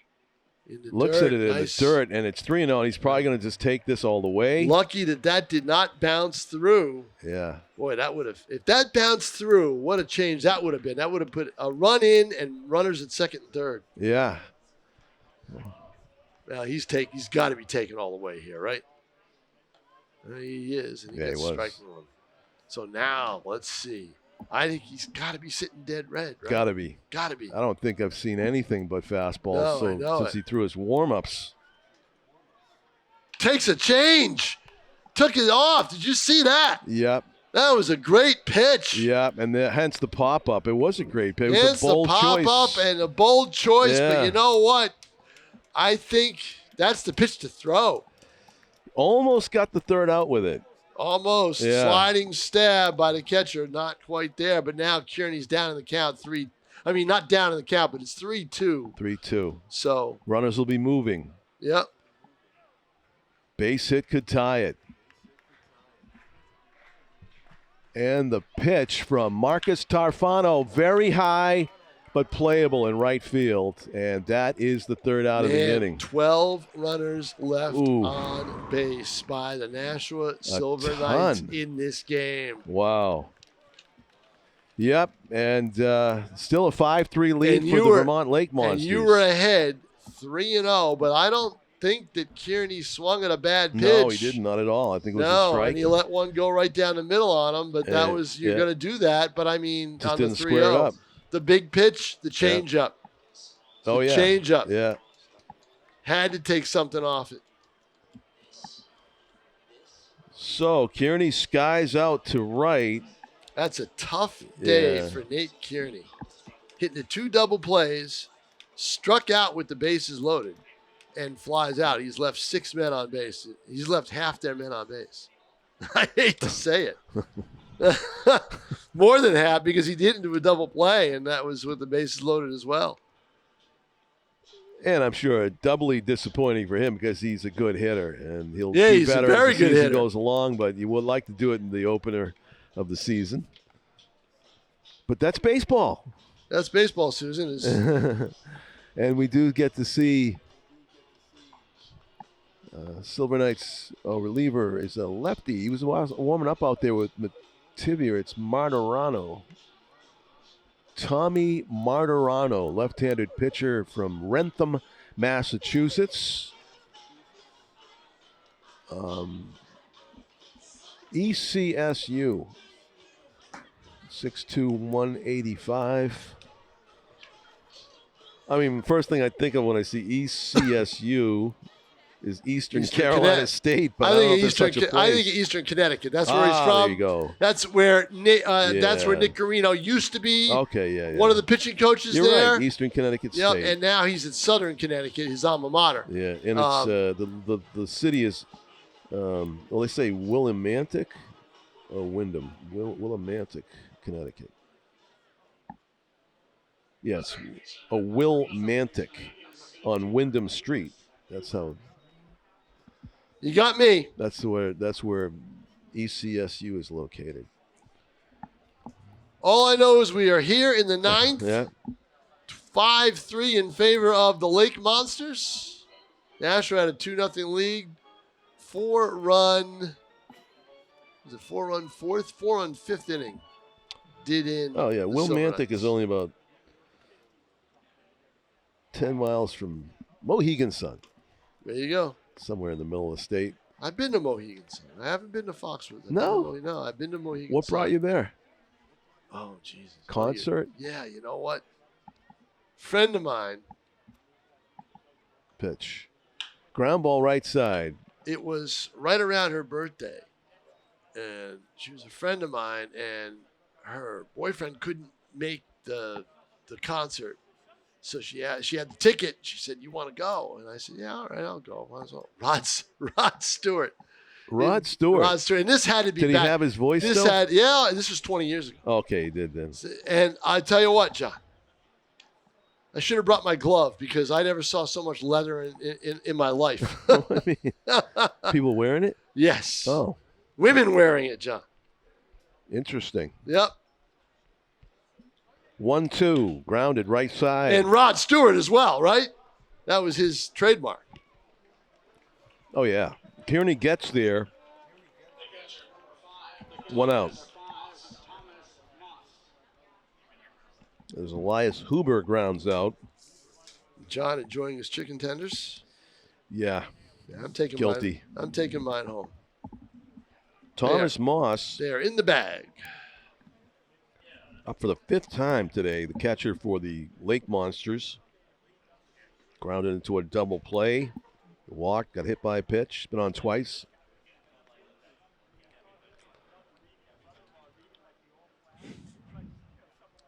Yeah, story of the game. Men left on base by the Silver Knights. 12. Ground ball over the mound. Right up the middle. And through. Almost. Just missed hitting. So Thomas Moss has his first hit of the season.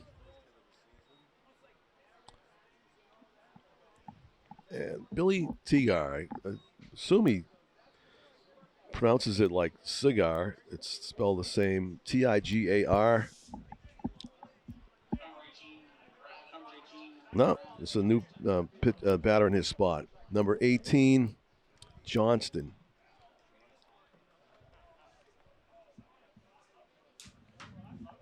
Brad Johnston from Newtown Square, Pennsylvania, plays at Swarthmore. 6'2", 205. Heading into his senior season at Swarthmore. 1 ball and no strikes. Facing Tommy Martirano. Love to get another double play ball going here. Pitch. Fisted towards center, but it's going to stay in the infield. And Hunter Troiano gloves it for out number 2. So Brad Johnston pops out, and here is Brennan Hewitt.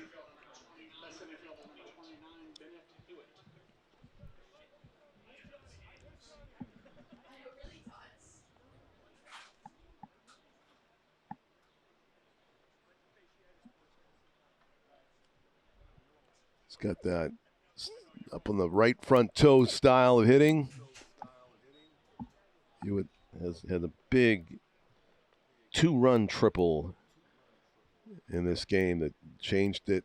Yeah, it really did. Yep. Yeah. After the Silver Knights failed to turn a double play, got an extra out, and Lake Monsters took full advantage of it.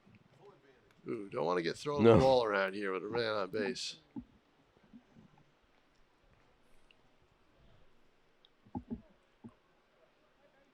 It's Bennett Hewitt, Bennett. Yep. He's 6'3", from Lebanon, New Hampshire. Plays at Clark. And that's a strike. 2 balls and 1 strike. Here in the 9th, 5-3 to score. Yeah. Silver Knights trailing here on opening day. Lefty against lefty action. Big Nice swing and pitch. miss. Yeah, tied him up. Tied him up is right.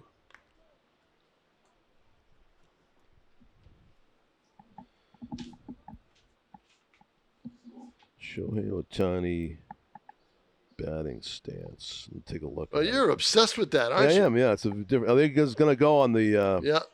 pass ball. Let's see. Does he get up on his toe? Yeah, he does. Yep. Shohei does get up on that front right toe. Although he's more spread out. Right. Now you see Hewitt is straight up and down compared to Shohei's like way spread out compared to that. Front foot up. Yeah. No doubt influence, though.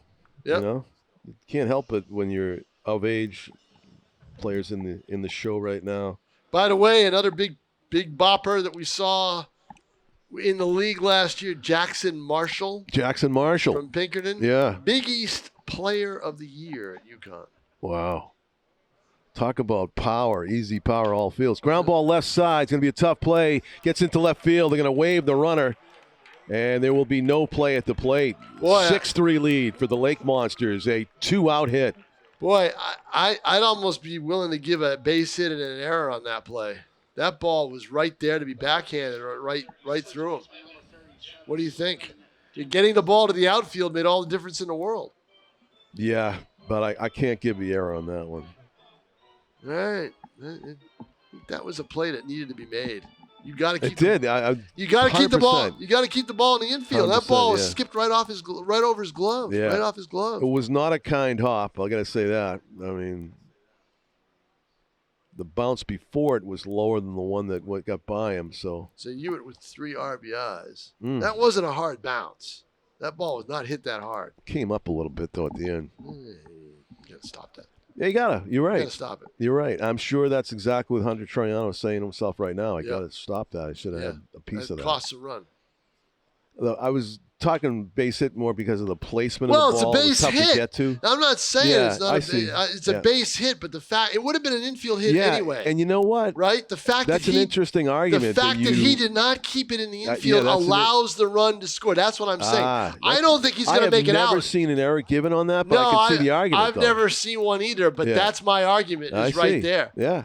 You know? That's my argument. Yeah, you give him the hit, but the fact that ball got to the outfield allows the run to score. And that, to me, is an error in my mind. But it's not going to be scored that way, and I understand why. It's just traditionally not done.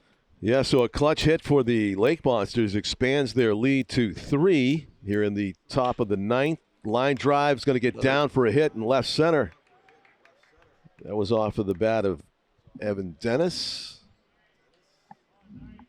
I'll tell you what, 15 hits put up by Vermont. There's no, you don't have to look at any reason why. I mean, they're up 6-3 because they should be up more.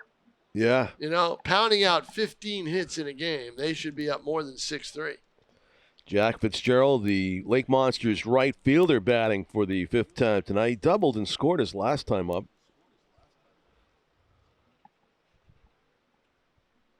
Facing the left-hander, Martirano's pitch strike on the inside corner.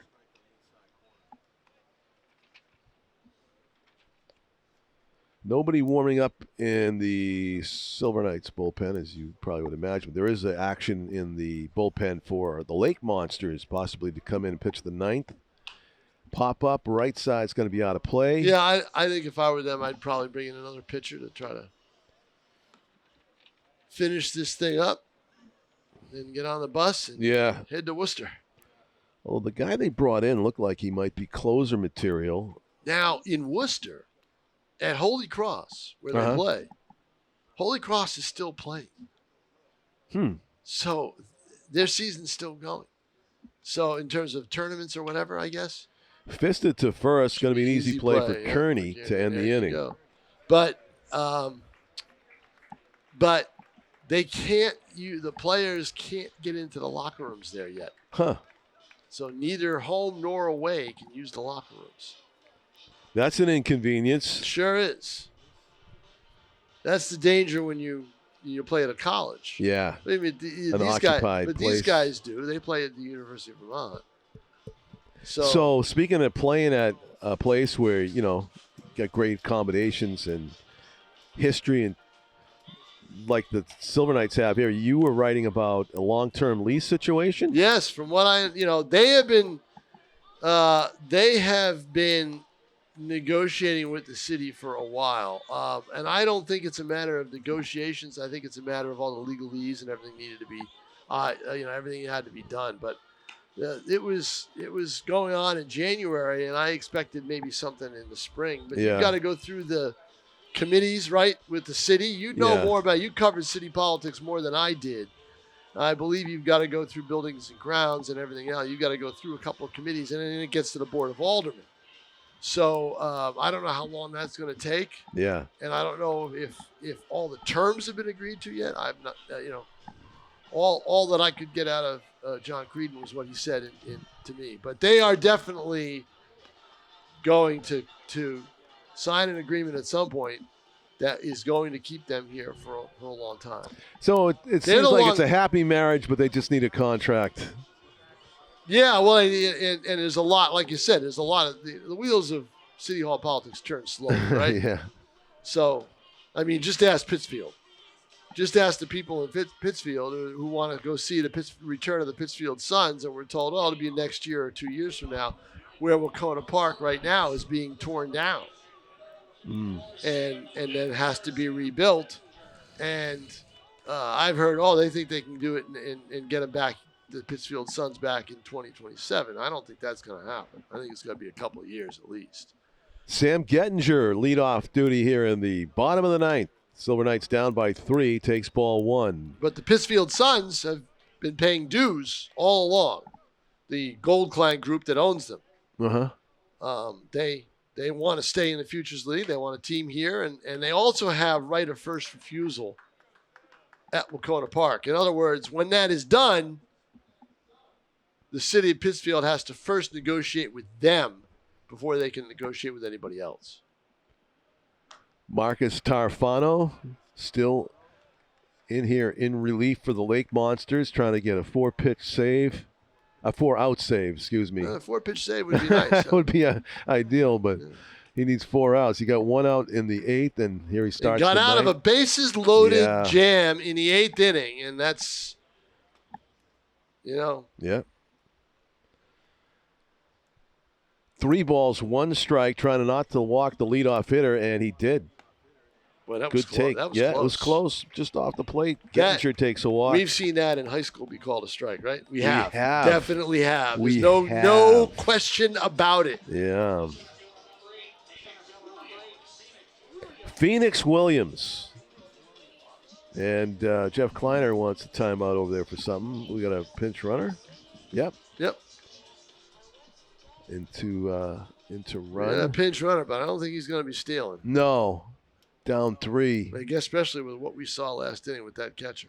Noah Stead, who is in the Navy. Yes, there are a couple of Naval Academy players on this team Naval Academy from Annapolis. And they're going to have to return. A ball on 1 hop to second base. It was a line drive. We thought it would be a double play ball, but no. Nice scoop. I'll tell you what, Noah Stead, newly into the game from the Naval Academy, he was ready to roll. He was one of the reasons why there was no decision by second baseman Huber to go to second. He was off on the pitch. Right. So they're going to leave at the end of July. Not the end of July, the end of June. They have to go back for service. Oh, wow. And there'll be other players that'll take their place. That's, like I said, the Silver Knights are back-ending a lot of their roster. Oh, interesting. Yep. Now, there's a lot of interesting things about this year. Yeah. But the one thing is, a lot of that is not going to make any difference if they cannot drive runners in. That is what they lacked a year ago, and they need it this year. They've got to score more runs.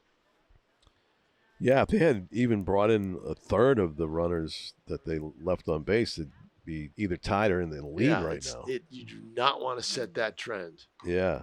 They do not. Just They have not scored a run on a base hit in this ballgame. I think Matt Fincher's letting the home plate umpire have it. Now that'll change. I think he is too. Yes. Yeah. They're looking over there all the time. Yep. Yeah, like you said, those high school strikes. Fincher's he's gotten tossed before. He's no stranger to it. Big cut, foul, 2-2. They will drive runners in tomorrow. They're playing at Westfield. That's a bandbox. Yeah. There's going to be some hits and power and everything else. That's going to be a slugfest, I would imagine, tomorrow at Westfield. Small park.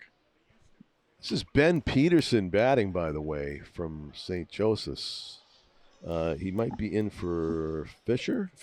Yeah, the catcher. Ben Peterson.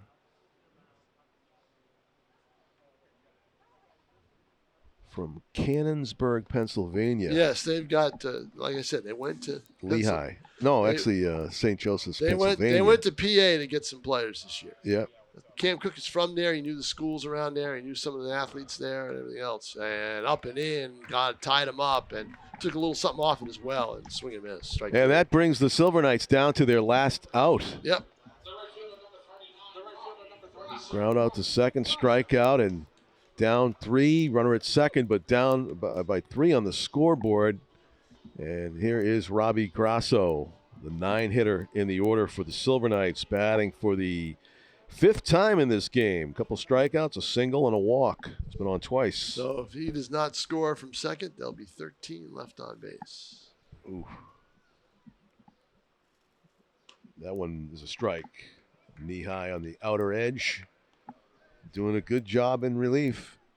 Marcus Tarfano, looking like the Lake Monsters' early season closer. Well, he's gone 2. He's gone 2 innings, so they're not going to get. He's not going to be a 2-out batter. They're getting some mileage out of him today. So if they're in a safe situation tomorrow, they're not going to use him. No, they can't. Yeah. It's a grueling schedule. You look at these the FCBL teams. That is the idea that the league is set up that way for 2 reasons. One, it's a for-profit league. The more games you play, the more money you have a chance to make. Okay? So that's 1. 2, what they want to provide the players is as close to a minor league professional baseball experience as they can get so they can see what that's like. The 2-2, swaved out and missed. Strike 3 ends the ball game. All right, John Collins. Thanks, Tom King, and good job as always. See you down the road. See you down the road. At least we'll be back here at home in a week from today for another Education Day game. A final score of 6-3. The Vermont Lake Monsters take the season opener on a Wednesday, May 27 of 2026. For our great crew, Jack Miller, Michaela Savaggio, Dylan Smith, Tim O'Neill, and also Pete Johnson, our executive producer, alongside Dan Young back in the studios on replays. I'm John Collins.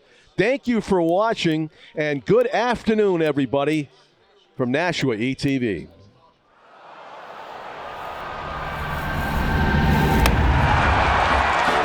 Ladies and gentlemen, boys and girls, children of all ages, act like you know. It's going down. I'm your captain. It's going down. I'm your captain. It's going down. I'm your captain. It's going down. I'm your captain now. It's going down. It's going down. It's going down. It's going down.